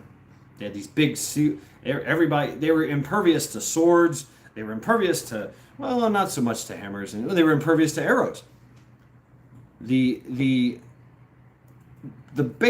were just about unstoppable.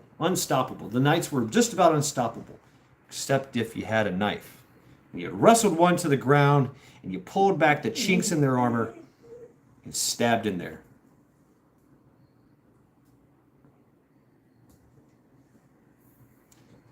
Well, you know what, Blaine? Okay, yeah, exactly. But it's good to have options.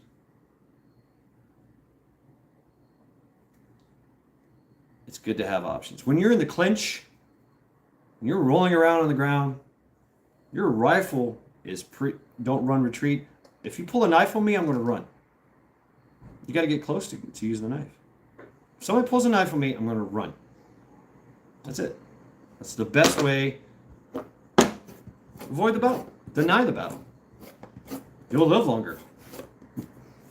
Then you can decide whether you want to pull your gun and shoot. Yeah. Don't bring a knife to a gunfight. There's been many cases where a knife has won against the gun.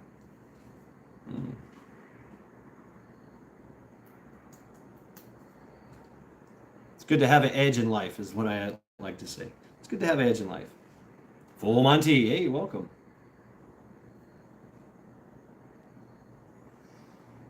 One sec, my knife comes out. Always carry at least a knife. There are some defenses in martial arts against armed opponents too. Yeah, magic, but you know what? You can't track it.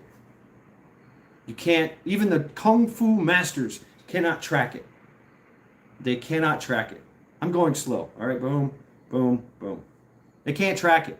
Boom, boom, boom. I just stabbed 3 times. Boom, boom. I can move. I can stick and move, just like boxing. I can trap, boom, boom, boom. That's it. There's holes in him. There's holes in that Kung Fu master. I don't care if he hits me. Go ahead, come on, hit me. Go ahead.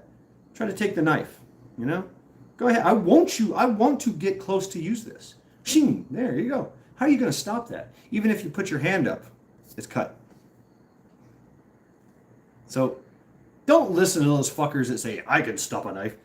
If you're to that point where you have to wrestle the knife, then, you know, it's 2-on-1 is what they call it. 2-on-1. Both hands on the knife.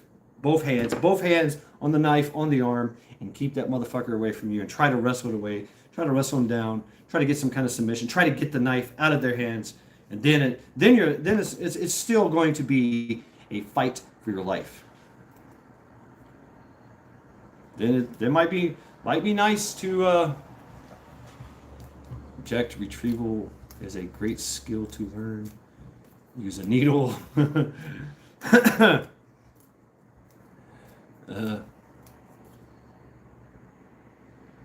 But a knife is deadly. A knife is deadly.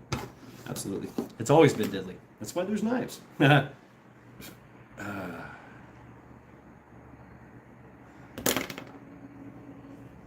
And you know what? The human body is an amazing thing. Karabit. You know what? I tried messing with the Karabit. I don't like it.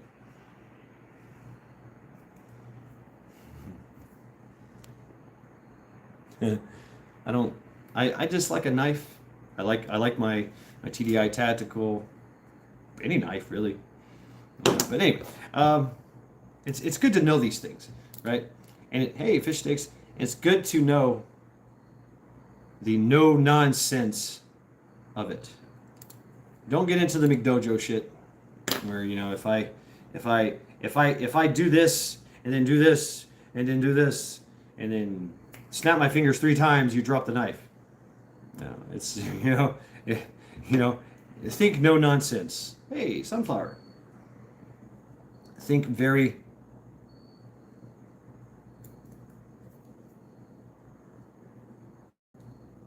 I'm looking more and more into HEMA, you know, historically accurate, historically European martial arts. Yeah, I mean, it's all has very war, martial arts, war. I'm not the internet master. I'm not. Now I will say this: if you're going to guard against a knifed attack, use this side. You're still gonna get fucking cut up, but you will survive. This getting cut is okay. Well, I say okay, but it's better than getting cut here. Here you bleed out. Here you get cut here, you're going to bleed out. Here there's going to be a lot of damage to your arm. A lot of damage. They're going to cut into your flesh, they're going to cut into your muscle, and they're going to cut into your bone. And if the knife is big enough, it can cut your fucking arm off. So, and it's definitely going to do some damage. But this, you're not going to survive if you do the Oh, hoya! You know, the karate, hoya! You know, no, you're going to fucking get cut. The best thing to do is run. That's why I say just run. Just get the fuck out of there. Look at all the shankings in prison. Check them out. There's all kinds of video of it. We studied them. I was in prison. We studied them. I was a prison guard, but you know, knife wounds suck. Yeah, yeah. Carry a gun. Yeah. Okay. Carry a knife too. Carry a knife. Carry a gun. If I'm within arm's reach, my enemy is within hearing distance of heaven. I like that blade. Yeah. Yeah. Knives are brutal. Anyway, knives have always been brutal. War child, what's up? Axes, yeah, axes. Carry a bear. I like that. You know, wear chainmail on your clothes daily. I've been looking at Safe Light. Or yes, yeah, Safe Light armor or whatever. Man, it's fucking expensive. It's still gonna hurt. You know, in the armor, in the armor world, there was still pain. There were still bruises. There were still broken bones, but they survived. You know, walk softly and carry a big stick. That's right. That's right. How did we get on the topic of guns and knives? Was it the Civil War? I wanted to talk about the Civil War. Hey, that's why I love chat, and you guys just take it wherever it goes. Chad, look at LA Police Gear. Can get a plate carrier and plates for a really good deal. They often have coupons on it. Yeah, yeah. I mean, I've got all this. You've seen my plate carriers. I got all that shit. You know, and I implore you. And I seen where Bear said, you know, we don't have Hassan Chop. Hassan Chop. I love that. That's a. What if you can't carry for legal reasons, right, War Child? Right? Well, you got to carry a knife then. Yeah. I mean, that's a good question. Civil War for 600, Alex. Yeah. Who said get there the firstest with the mostest? Here's a question for you. A famous and very, very studied Civil War general. His tactics were amazing. And he said his success was get there the firstest with the mostest, then rout the enemy. Multiple knives. I carry one or two. I always carry my TDI Tactical. It's a good tool. It's a really good tool.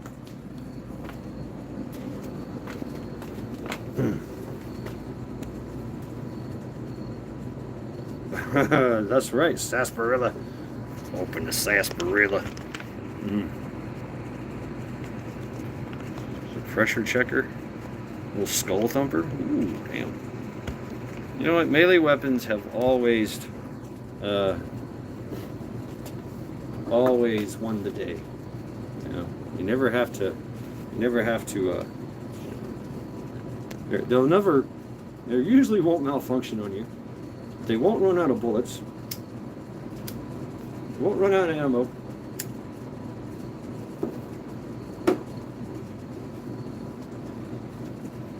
Tire pressure checker. Ooh, ouch. Yeah, there's so many ways.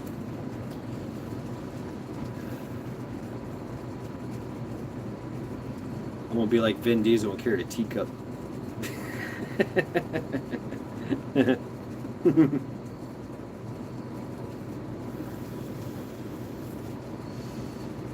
It's the mindset. It's the attitude. You know, it's the realization. There's folks that can kill you with their hands. Well, how many deaths have happened in boxing matches?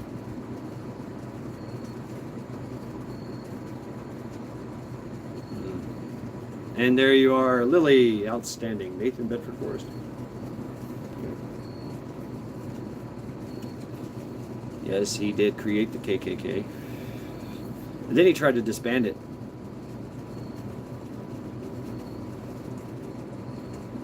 So They say he was the most evil general ever because he created the KKK. He created the KKK to stop the carpetbaggers. Then it evolved into its racist thing that we see today, and he tried to disband it, and he couldn't do it. And he's been noted that he said that on his deathbed, he said that his only wish is that the KKK would change their ways.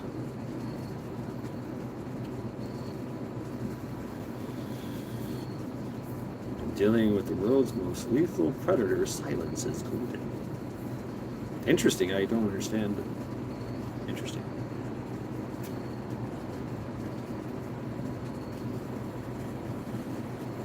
We don't want war, I'm telling you. We don't want it. Don't do it. Deny the battle. Sun Tzu. To win without fighting is best. If need be, deny the battle. Swishy infiltrates everything. What's that mean? Swishy. Swishy. Swishy. You have a crossbow, there's quite a few alternate stun gun and an aluminum baseball bat painted black. Ooh. And that's some old school shit. I'm kind of fond of my sawed-off baseball bat, my wood one. I like a wood one. Blunt object. Care if you got body armor on or not, it's still gonna hurt. It's really gonna hurt. It's gonna break bones. But all this talk of war, we're warlike creatures. We are. Maybe that's why we haven't organized against this threat. They have. Yep, put a sock on your bat. Because we've been training anyway. Training with, right on, Bug Out, thank you. You're a badass.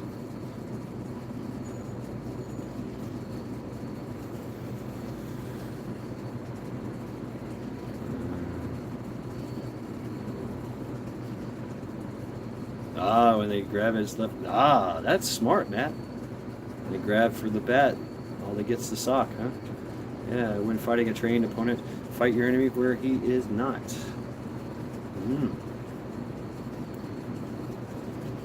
Santa Claus. That's their plan. That is strike first, strike hard, and also after you the Confederate general.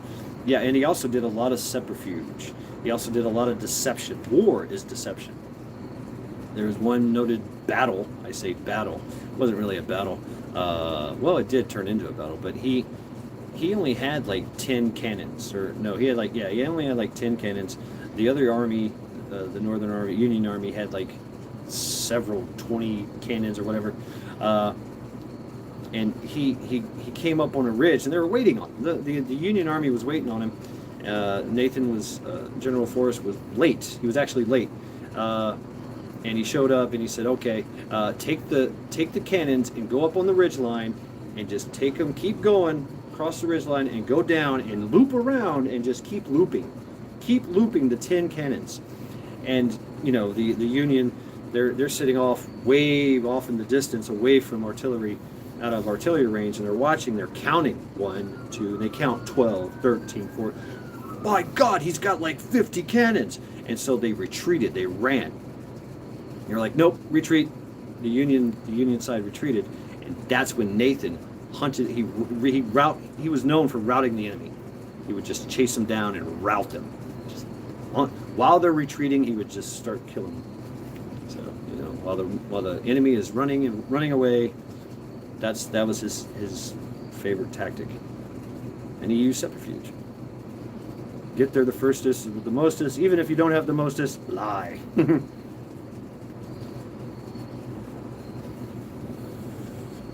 Oh yeah, I remember that War Child Warrior. The Pentagon Octagon. Ooh. Yeah, that thing's badass. Breaks bones. Breaks swords. Yeah. They did have axes too. Yeah, absolutely. They had axes. They had spikes. Godspeed.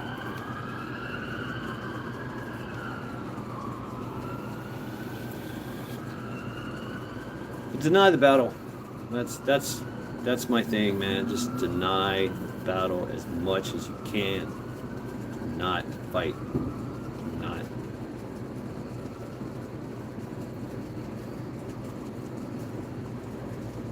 A lot of fireworks tonight. They want civil war? Deny it. John H. They won't sell much ice cream going at that speed. Ah. Right.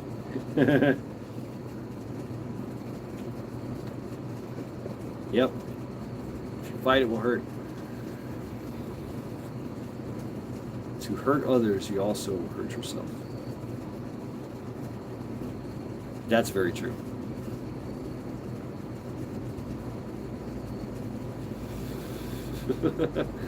Ask if they want ice cream. Maybe that's not. Hey, would you like some ice cream?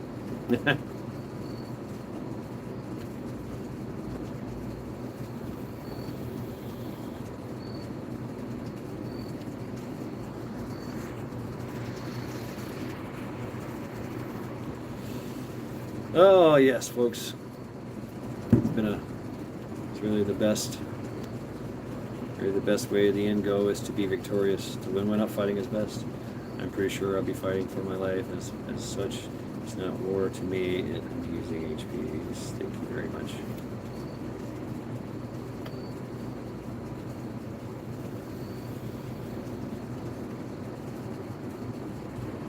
We are a society of warriors. All of us. Born and raised. Our ancestors were warriors. Our forefathers were warriors. Their blood is still in our veins.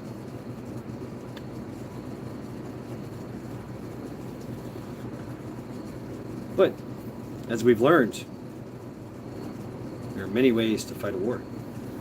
A war of attrition. A war of deception. That's what wins a lot of wars. Force on force is really the last option. Dynamic entry is usually the worst option. They know that, we know that.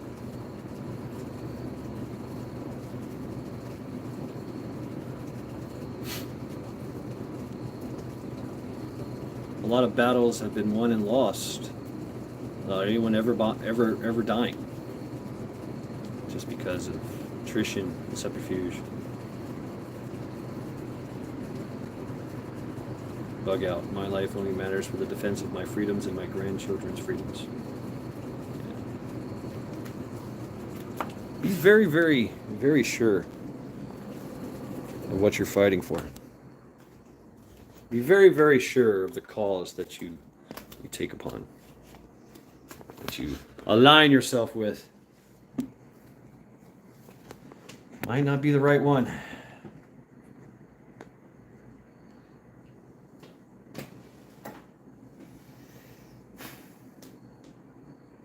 Some battles, I think this is Sun Tzu too. Some battles are won, leads to the war being lost.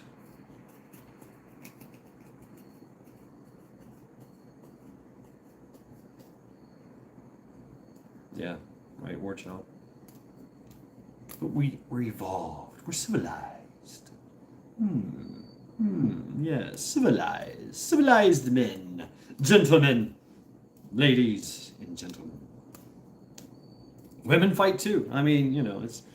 I don't want to, women. Yeah, men carry the load. Men have broad backs. Men have strength, but women have rage. So calculating rage too. So I mean,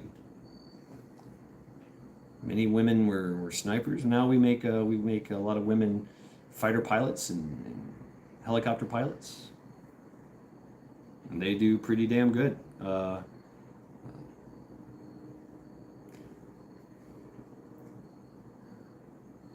Absolutely. We are the apex predator of this world. We really are. We are the apex predator. We literally change our environment to suit our needs, to suit our wants and desires.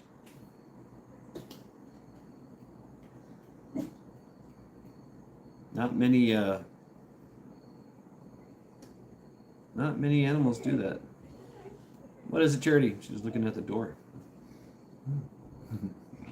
He who knocks at the door. Yeah. Be sure of your cause. You better ask yourself. right, Blaine. God made man, Sam Colt made them equal. What is it, Charity? No? No treats? No treats. Nope. Nope. Sorry. Not happening. Do you need to go out? Do you need to go for a walk? Is that what it is? Yeah, the cause, Milkmaid. Jules, hey, welcome. I'm not thumbs down. Fuck you. You can do what you want. That's all right. I just like to promote it on. I just like to have fun, you know. I just like to have fun on Lackluster Fridays with that. I mean, you guys do what you want anyway. So civilized. Yeah. What's so civil about war anyway? It's been so romanticized. We've been training all our lives. G.I. Joe, and you know, look at the games we play. The video games, man. Everything is war. Everything is tactics. Everything is blood and guts.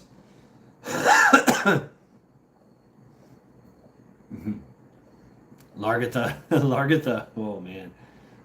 I love me some Largatha. Ooh, yeah. Not a historical Vajik lackluster sucks. What's supposed to is lackluster.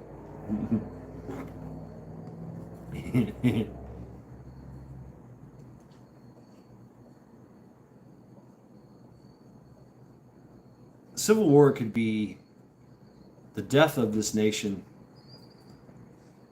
or the rebirth of this nation. It really could. And if it's the rebirth of this nation, it will be the end of tyranny worldwide. Because what we do here affects the rest of the world. They will become galvanized. The resistance will no longer be the resistance. It will be the force. The rebels will not be rebels anymore.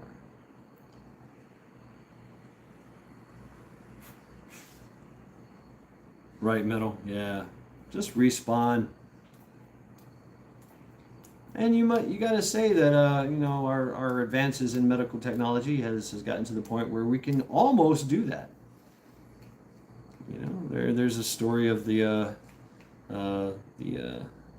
Special Forces guy, the Army Special Forces guy that lost his leg. They slapped a prosthetic on him, and he went back to war with a prosthetic leg. He wore he was a big beefy. He's a big beefy guy anyway, but he wore a Red Sox hat. I remember that. Remember that story.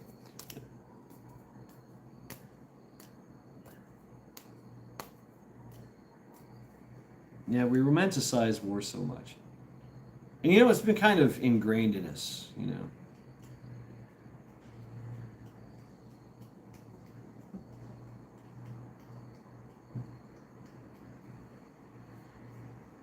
I just hope that we are smart enough not to engage. But if we do engage in the civil war, that we win. All right, Eric.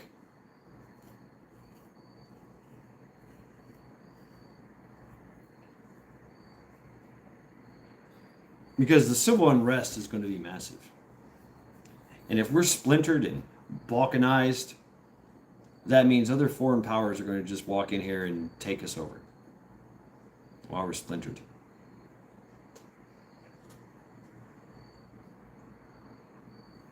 Eric getting ready for work. Wow. Damn.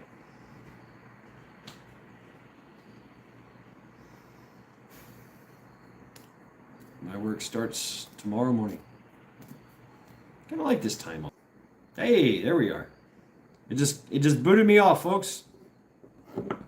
Yep, they just booted me off. I've been on for 2 hours. Enough talking, enough reflections. I think it's about time to call it a day. Happy Labor's Day, people. Happy Labor's Day. Happy Labor Day. For all those that were able to participate in Labor Day, long Labor Day weekend. Great time. I went fishing. You know, I got shit done around the house. It was a good time. And now tomorrow, Tuesday, we have a short week. No Monday to deal with. This is Monday. Monday was fun.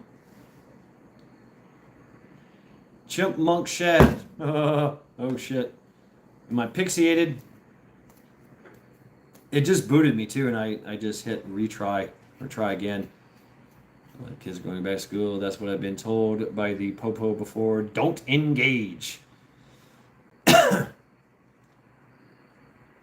know, crime is going to be rampant. Civil unrest is going to be rampant. It's going to be crazy. I mean, the Golden Horde marches, you know, it's just time to batten down the hatches or bug out, right? Bug out. Bug out Avengers. You know, you know, make your own assumptions. Make your own discernment about that. Or, you know, community up. Get your community and protect your community. That works too. That has been proven. Time and time again. Blaine, you told me about the you told us about the story about the Rhodesian farmers. I said, no, that's it, we're done. We're not fighting this. We're going to protect what's ours. What are the chances do you think of war happening between us and the dragon on the eagle? Ace, good night all. Enjoy the rest of your holiday. Have a good week. Stay safe. Thank you very much, Ace. Bug out. Y'all have a good night. What are the chances do you think of us having a new Revolutionary War or Civil War? Well, I hope it never happens. They want it to happen, War Child. They do. They want it to happen so that they can justify, you know, using their tyrannical regimes upon us. And trust me, it's going to be digital. They're going to shut down our bank accounts. They're going to take our food. They're going to take our water. They're going to take our power. It's going to be a bad, bad day. That's why we prep, right? Thank you, Milkmaid. Thank you.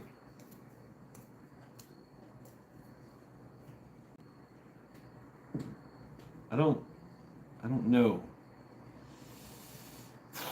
We just don't know. And that's the part, you know, the fog.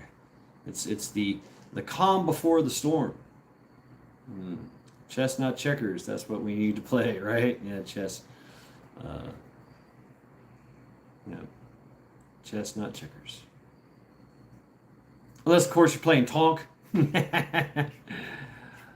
Hernafatal. Yeah, that's another game. Heroic Prepper. Hey, brother. I guess we're winding down. Please check out the beginning where I basically just talked about the lyrics of Civil War from Guns N' Roses. It's very poignant. Saying hello, showing support. Right on, right on. Drop your links, drop your links, drop your links. Yep, reflections are great. Makes us think. Thank you, Shad. Thank you, Metal. Thank you. You guys add to the conversation as much as I do. Herbal sessions for a madder than mad road. Yeah. Sorry, man. Guns and fucking roses. That's right. I don't need no civil war. Feeds the rich while it buries the poor. It does. It's true. Matt, thank you. Yeah, you guys add so much more. Agreement. He's some good thoughts in that noggin. Yeah, it's been bonked in the head a few times. Yeah, it's all mad up in there. It's just kind of bouncing around like a pinball machine. Ding, ding, ding, ding, ding, ding, ding, ding. Sometimes I have enough coherency to get it out. You know, maybe I got to do some wordsmithing. Maybe I got to, force it out. But hey, it works. gets out, and I get it out there. But, the Civil War, the lyrics, the Civil War lyrics, that got to me today during the reflections. I got very emotional. I did.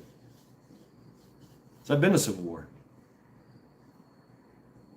I've been there. I've seen it. Yeah, if it happens, man, it's game on, or it's game over.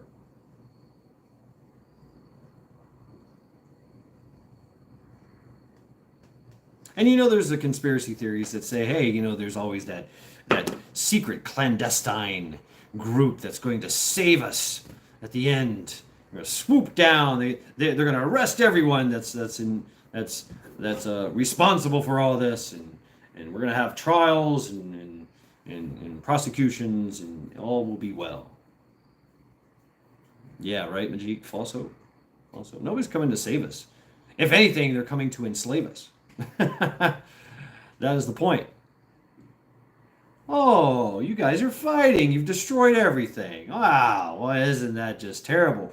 How about we save you? Here, you guys are hungry? Have some crickets. Yeah. Oh, you lost everything. You don't need anything. We'll provide everything for you. Kia Chris.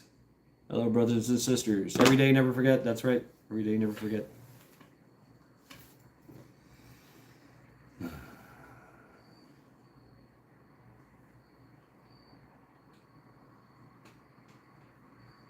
War child, warrior.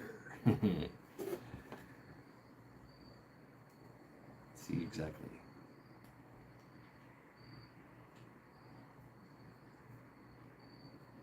We live in some very interesting times, bros. Brothers and sisters.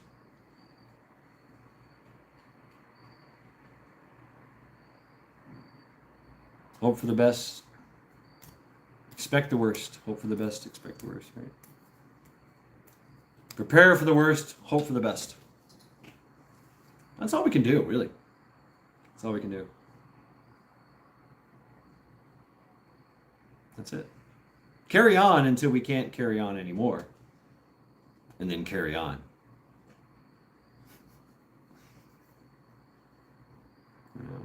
When my talking head is no longer on your screen, and the screen has went dark, or all we can say is milkmaid, can't resist, bros and hoes. That's right. Yeah.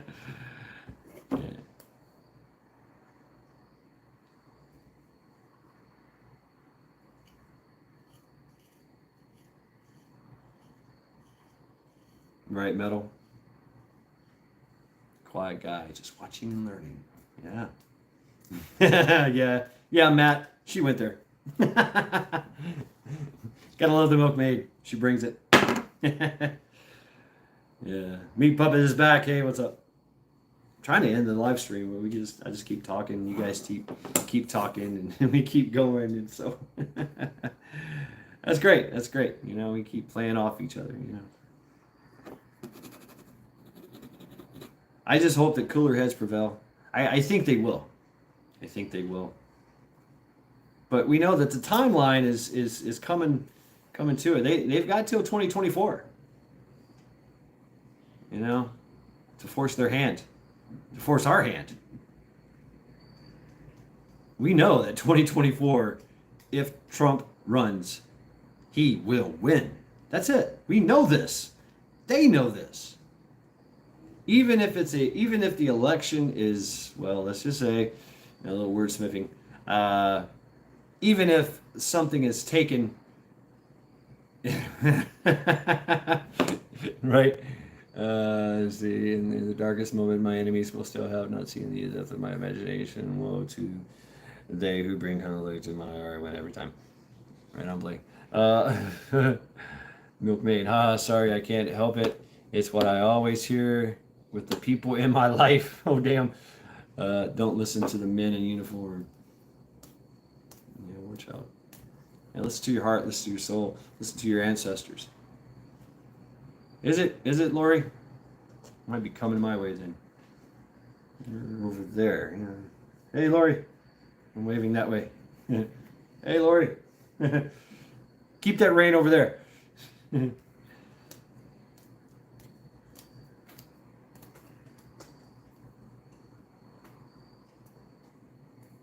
Sharpen your axes, but I hope you won't have to use them. Yeah. To secure peace is to prepare for war. And we've been preparing for a long ass time. Since about 1776, right? 50 more minutes look like even 2.5, like our life. You working on this Labor Day. 10 more minutes. Okay, I'll try. I don't know. It's easy to do. I mean, you guys just keep throwing stuff at me, and I keep, talking. So we shall see.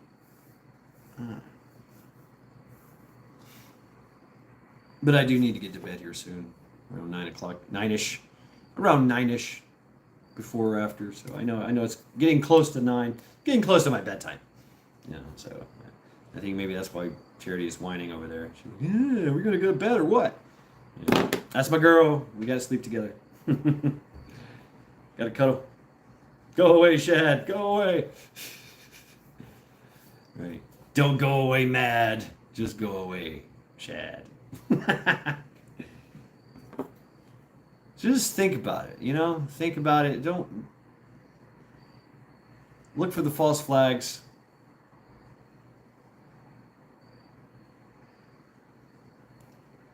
We are the what?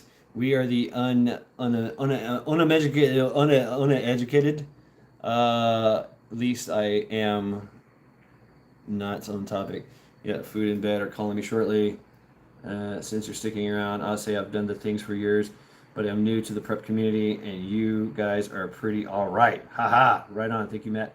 Chinook is here. All right, Chinook, welcome. It's just, the more I think about it, the more I don't want to put that. I don't know. Hey, I got tough skin. I get it. The more I think about it, the more I don't want to put on that plate carrier, put on that gear, and run around playing war. I've already played war. It was good. It was okay. It was timely that I did it in my early days. When I was 19 and 20. 21, 22. I'm 48 years old now. I got a broken back, broken hip. Broken hands, broken head. Everything's broken. Everything hurts. I ain't gonna last long out there. Thanks for noticing me, Eeyore. Okay. All right, Blake. Monday reflections. Extra inning, Chinook. Yeah. Light on the angel civil war. Dun, dun, dun, dun, dun. Feeds the rich while it buries the poor. Da, da, da, da. I got the lyrics here. I should probably read them. Just so much in this, man. Just so much in this. And how easy it is. 42 in NS, but you bet they won't like me any more than they do now. Ooh, damn. Nobody I know who lived through that shit is looking forward to it. Yeah. It's not. It's not good. It's not good. I mean, will I? Can I? Is it possible? Yeah, absolutely. You bet. And it's I'd have to say I'm probably more dangerous than I used to be. But I don't want to be. That's the point.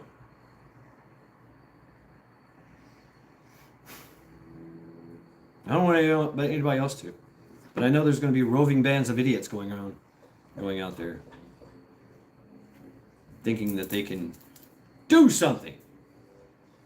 Kind of reminds me of The Simpsons and that kid. I'm helping. You know that guy? Yeah. Throwing the Molotov cocktails, destroying their own communities.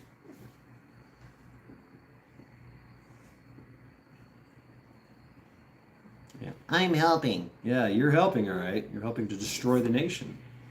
Good job. Hi, Charity.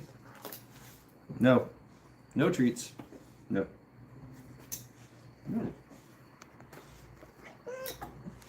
She's doing the I so cute dance.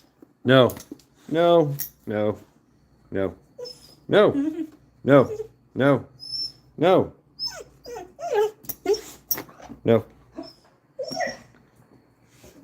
no.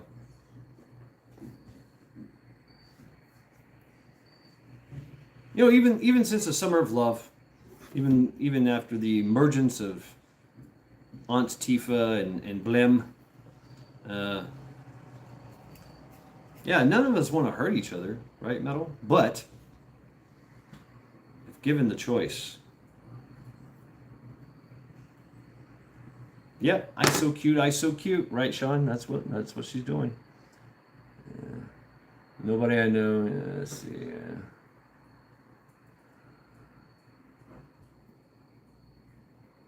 Disavowed podcast. Hey yo, how's my favorite heathen? Hope all is well. Indeed it is. Disavowed. Just kind of reflecting. This is Monday Reflections. I see no conflicts. They find me and I finish them.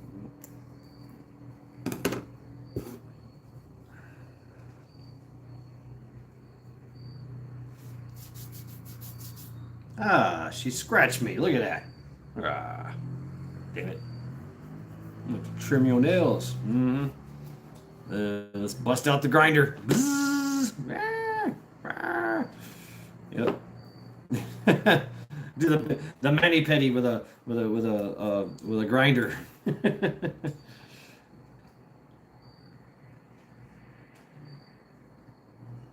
I like air conditioning.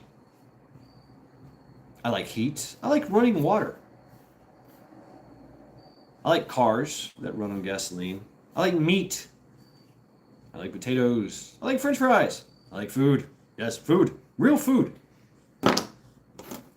I like having weapons around. I like drinking. I like these things. I like this society that we've built. Pizza. Fucking pizza. Right, Milkmaid? Pack it in, Chad. Good night. I'm trying, Lori, but now I'm on this. Blankies and pillows. Yeah, I like that. My bed, my couch, my refrigerator. You're not going to have those things. Women. Yeah. You're not going to have those things in the Civil War. Good night. Good night, Lori. Good night, Firefly. Thank you very much. Oh, you're saying good night. Okay. I thought you were telling me to pack it in. I've been trying to get off of here for 10, 20 minutes now. So here I am, keep talking. But I like these things. I like going to the convenience store and getting a tasty beverage. Yeah, it's a tea, but it's a tasty beverage. If I want an alcoholic beverage, I go get one. That's okay. I like this.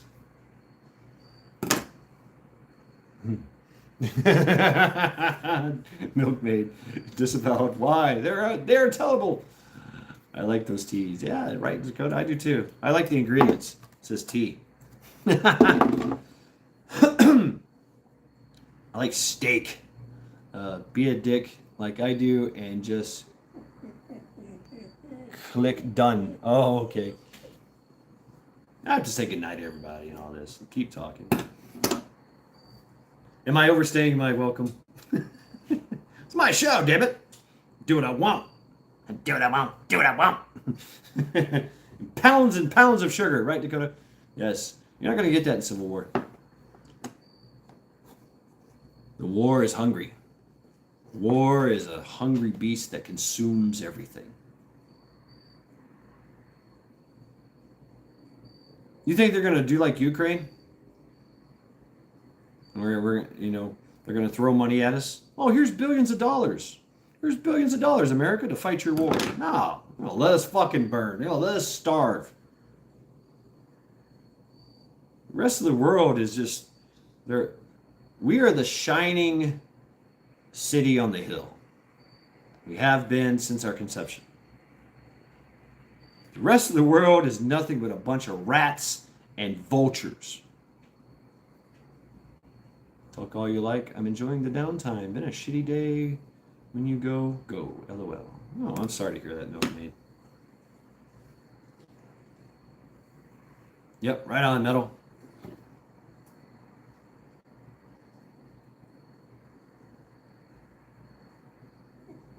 And I know this because I've been all over the world. It was in the 90s. And I hear, pray tell, that things got worse after I left the countries that I've been to. So I can only imagine. What would you do if you knew today was your last day alive? I don't know. I don't know, Chinook. I don't know.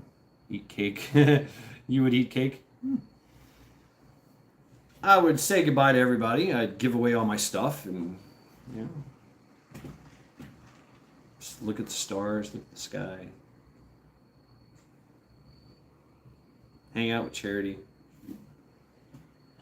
Smoke lots of cigarettes. I don't know. That's it. Carry on.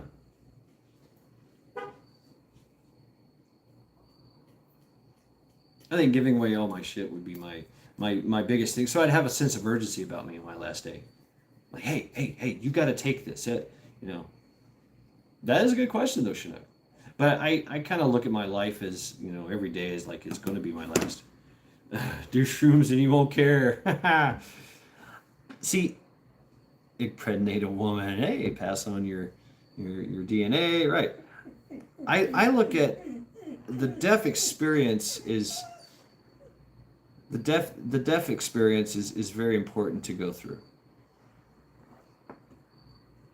There's only 3 things in life, you know, in your lifetime that are really truly monumental. That's your birth, something in the middle, maybe the accumulation of your experiences throughout your life, and your death. The death experience has to be experienced. So I don't want to be drunk. I don't want to be stoned. I don't want to be on shrooms. I don't want to be on. I want to experience it. I want to experience the pain. I want to experience all of that. I want to experience myself drifting away. I want to experience the consciousness that comes afterwards, because I know it's there. I know this. I know consciousness survives after death.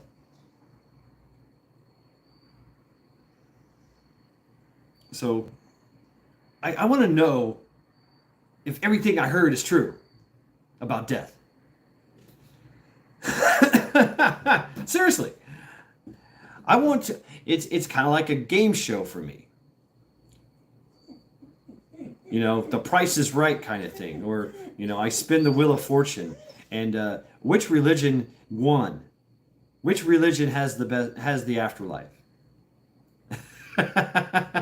You know what I'm saying? Could it be the tree frog from the Amazon, the tree frog god from the Amazon jungle? Could it be the spaghetti monster? Ooh, the great spaghetti monster. You know, pirates. No pirates, that's why we got climate change.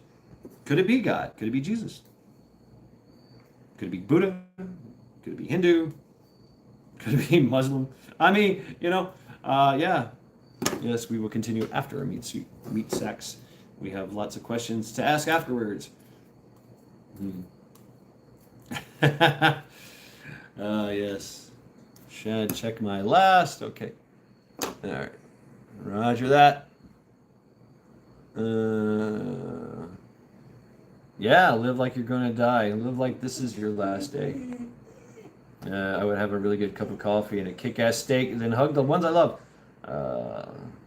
I can't know. Is it the world that wants USA to be the babysitter, or USA wants to babysit? USA sure seems to have their fingers in everyone else's pie. Yeah, you're right. Yeah, you're right. You're right, Sean.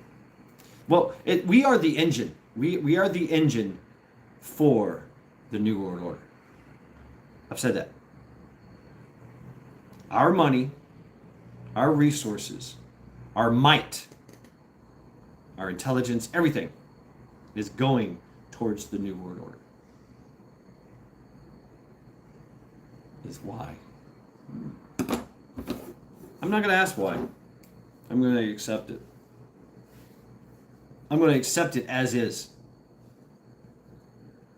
I'm going to accept what I am given. Like Charity. She's not getting a treat. She doesn't accept it.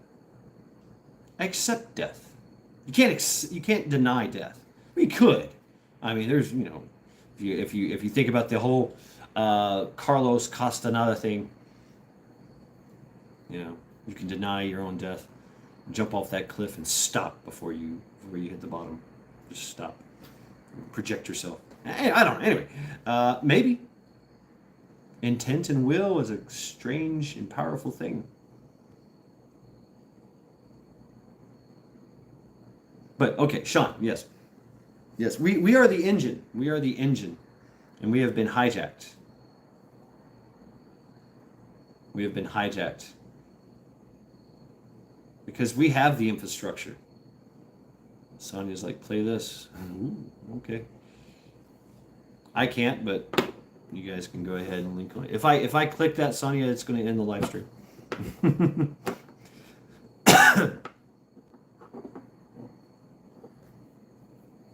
But yeah, I mean, it's well known. It's well known, and we have to be brought into submission. We, the people, the defiant rebel scum, have to be brought to heel. And so this is their way of doing it, by playing to our need for war, our need for change. Maybe I'll hunt death down first. Never fear the reaper. Majik, there you go. Yeah, you're gonna be like Doctor Strange.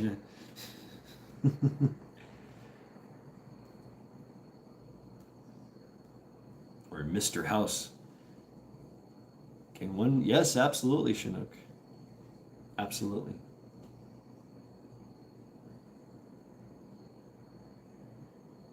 Yeah. Yeah, Milkmaid. Probably the same thing we do.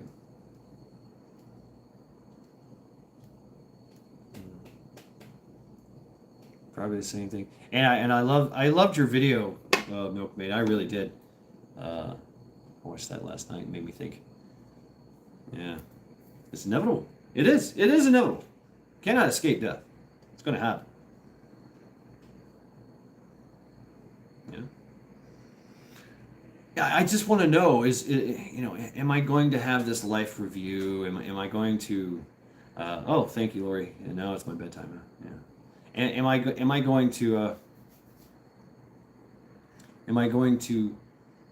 yeah, ready or but yeah, you're right, Blaine, but ready or not, here it comes, right? If America can't war with it will war with itself. History will repeat itself yet again. It is indeed. Absolutely. Absolutely, Blaine. Yeah. But ready or not, here it comes. And either you accept it or you don't. It doesn't matter. It's inevitable. It will happen. But I remember reading up and studying and meditating on death.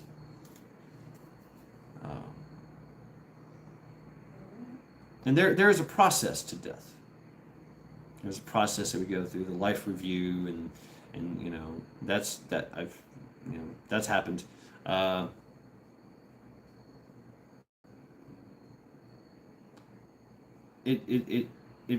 really believe that everything that experiences death experiences it all the same way, and I believe, and there has been evidence that we humans can't speak about dogs and cats and animals and sheep and goats and cows and do they have a religion? I don't know, but the evidence shows that people that had near-death experiences that came back, they all didn't see just one thing.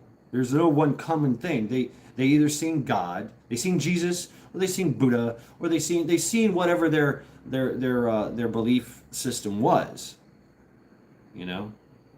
That's what they seen, and then they came back and said, "Oh yeah, I seen Buddha. Oh yeah, I seen Brahma. Oh yeah, I seen Muhammad. Oh yeah, I seen Jesus. Oh yeah, I seen the fucking spaghetti monster. I seen the green tree frog god." It seems that the mind, has this, gives you the experience, answers your question for you. So even your mind, perception is deception, and death. So me not being anything, maybe I'll see everyone, all the gods. Well, I don't know. Am I going to feast in the halls of Odin? and then hang out with Jesus afterwards? I don't know. Am I going to be like giving daps to Buddha and smoking some fine herb with him on the celestial plane?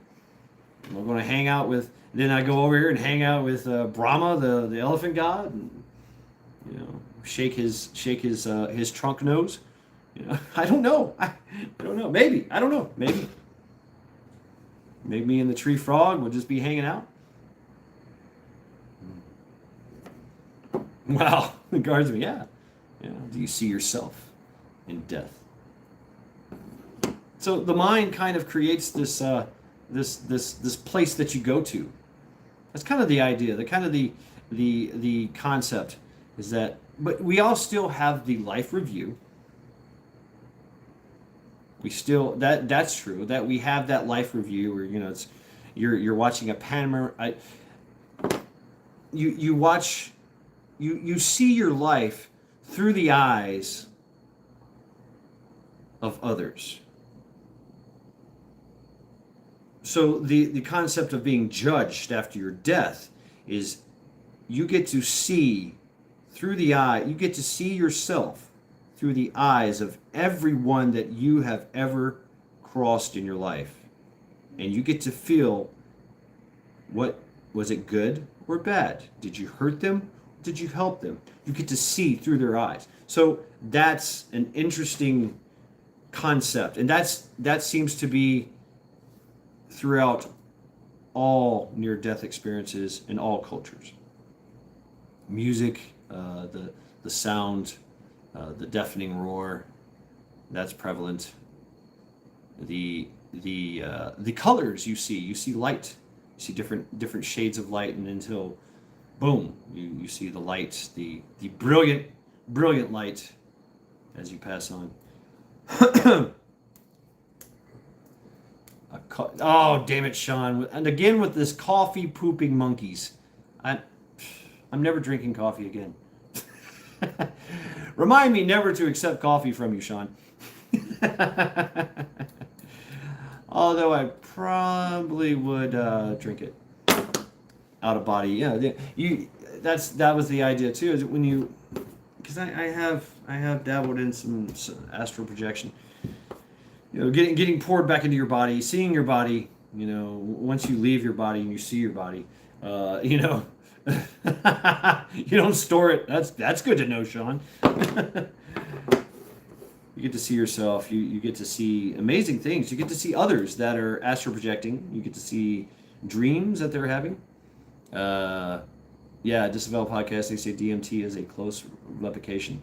Yeah, and so there's ways to cheat, but I believe and I found that the best way to do it is naturally, and it's a hard thing to do. It's easy. It's an easy thing to do. We did it easy. We did it as kids. We all remember walking around on the ceiling as kids in our dreams.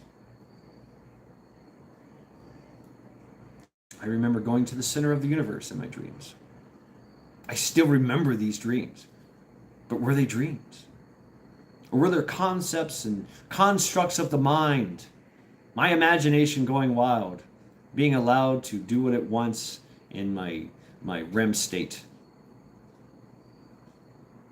I have questions. I have questions about that. So I don't hold anything as a gospel, even science. So I have a lot of questions.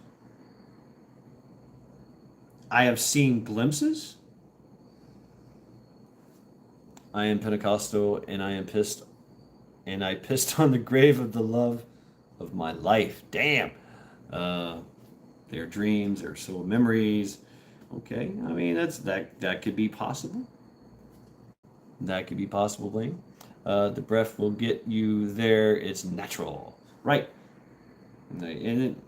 But is it a my own construct? Because we do have we do have this innate ability to create our own reality. We do. We create our own reality. Our perception of of the world is ours and ours alone. No, Chinook. Hell no. Not having cat shit coffee. No, thank you. Just give me coffee.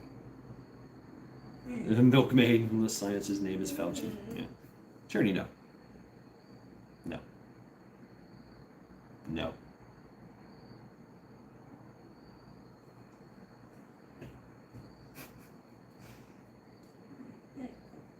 Half of what you see and nothing of what you hear. I remember that from my English/Spanish teacher, Miss Alsop. Miss Alsop. She was awesome. She had the Mississippi Southern drawl. And she was an English teacher and a Spanish teacher. I remember one of her quotes was that she dated a guy from Spain, and when they spoke, she couldn't understand him. He couldn't understand her either. Very much. Thanks for entertaining me with a good night. Maybe I'll dream about walking on the ceiling. Hey, yeah. Take control of your night. You know, take control. Disavowed. Yeah. Thank you very much for stopping by. We can control our dreams. We can control them.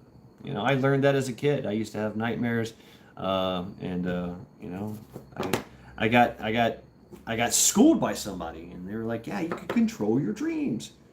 You know, if the monster is chasing you, turn and fight, or turn it into a lucid dreams. Yeah. He'd have pissed on my grave. It was a joke. That's badass, Sonya. That's very cool. I like that story now. He would have done it to you, right? I wish I had control of my dreams. They have their own life. Yeah. Yeah, when the monster was chasing me, I just turned around and fought it. Or you can turn it into a bunny rabbit and pet it. You have total power and control. Once you realize that you're in the dream, here's the crazy thing about the mind and the body and the soul. Once you realize you're in the dream, you can take total control of the dream, or you can leave. That's when you can astral project.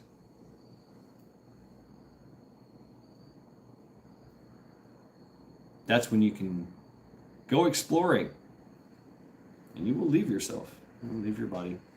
There's no danger to it, none whatsoever.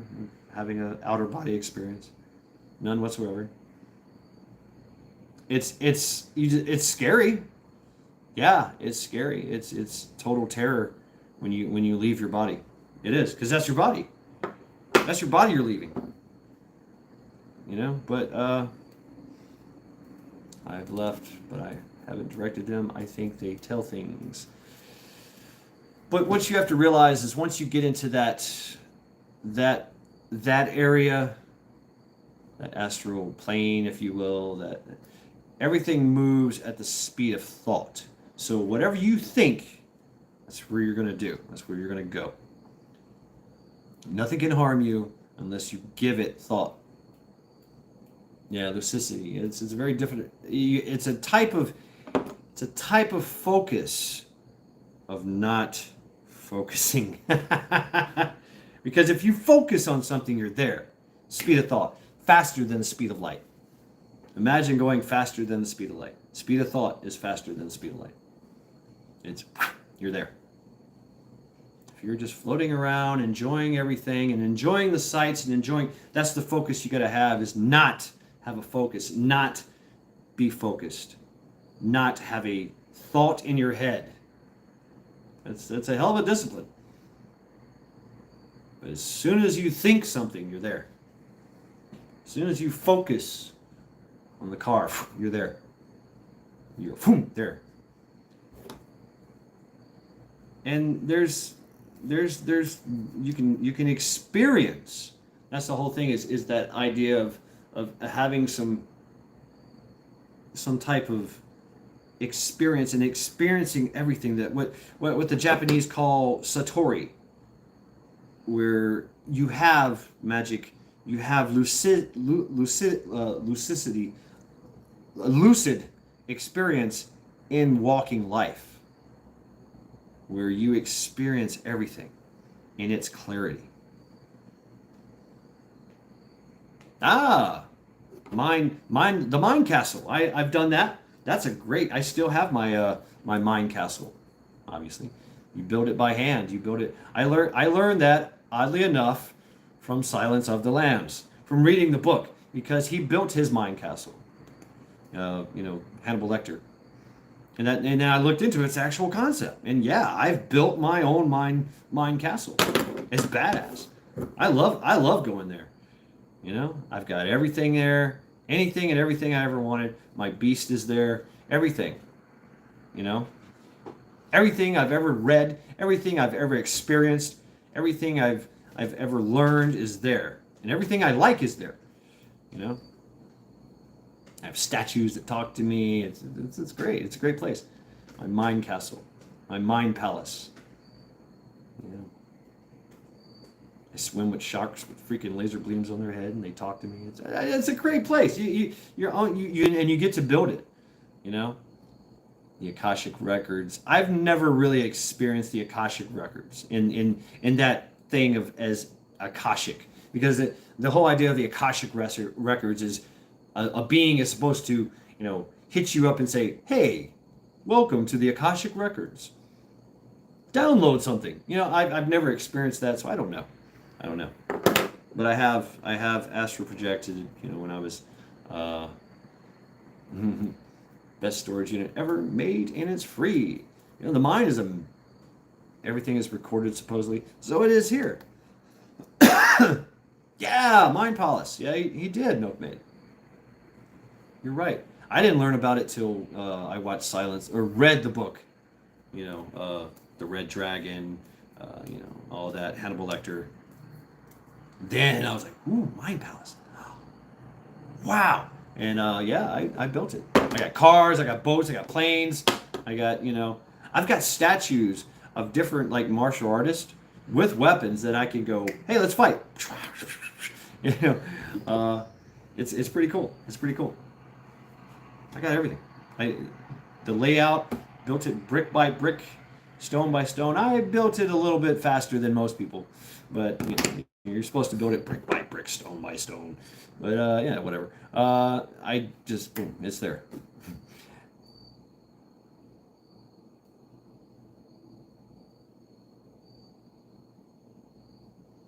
But all that will be lost.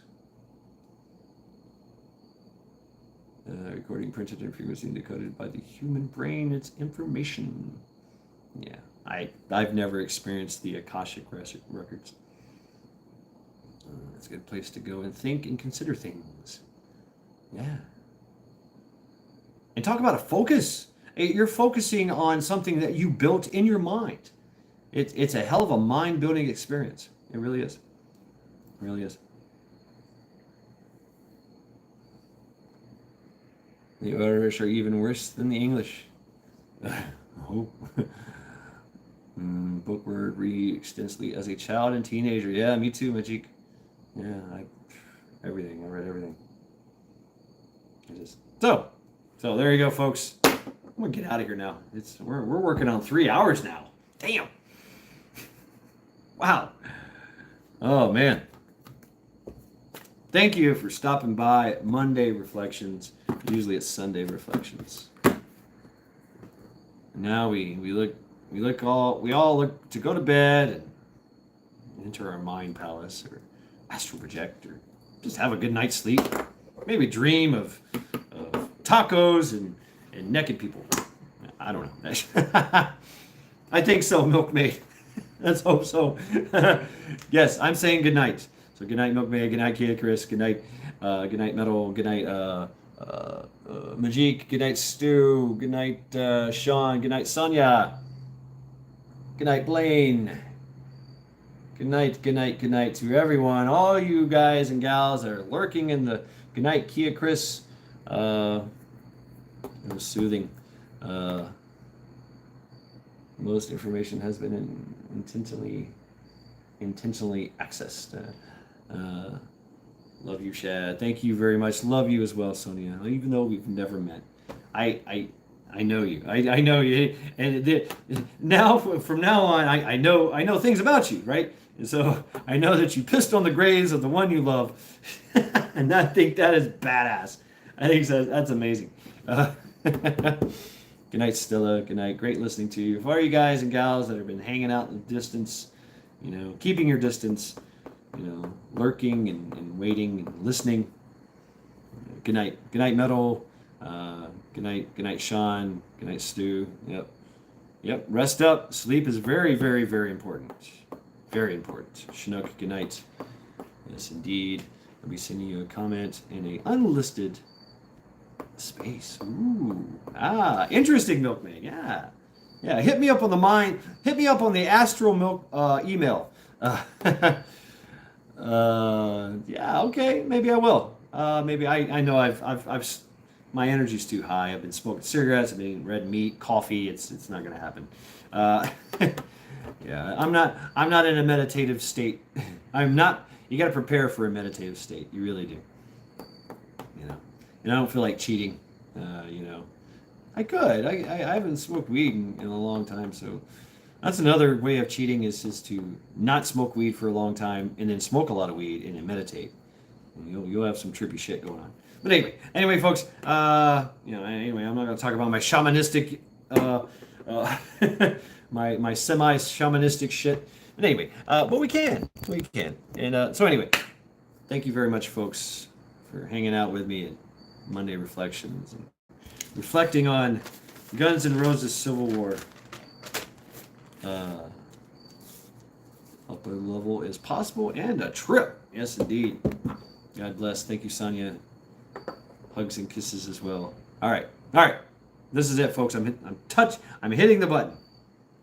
Thank you all very much, and good night.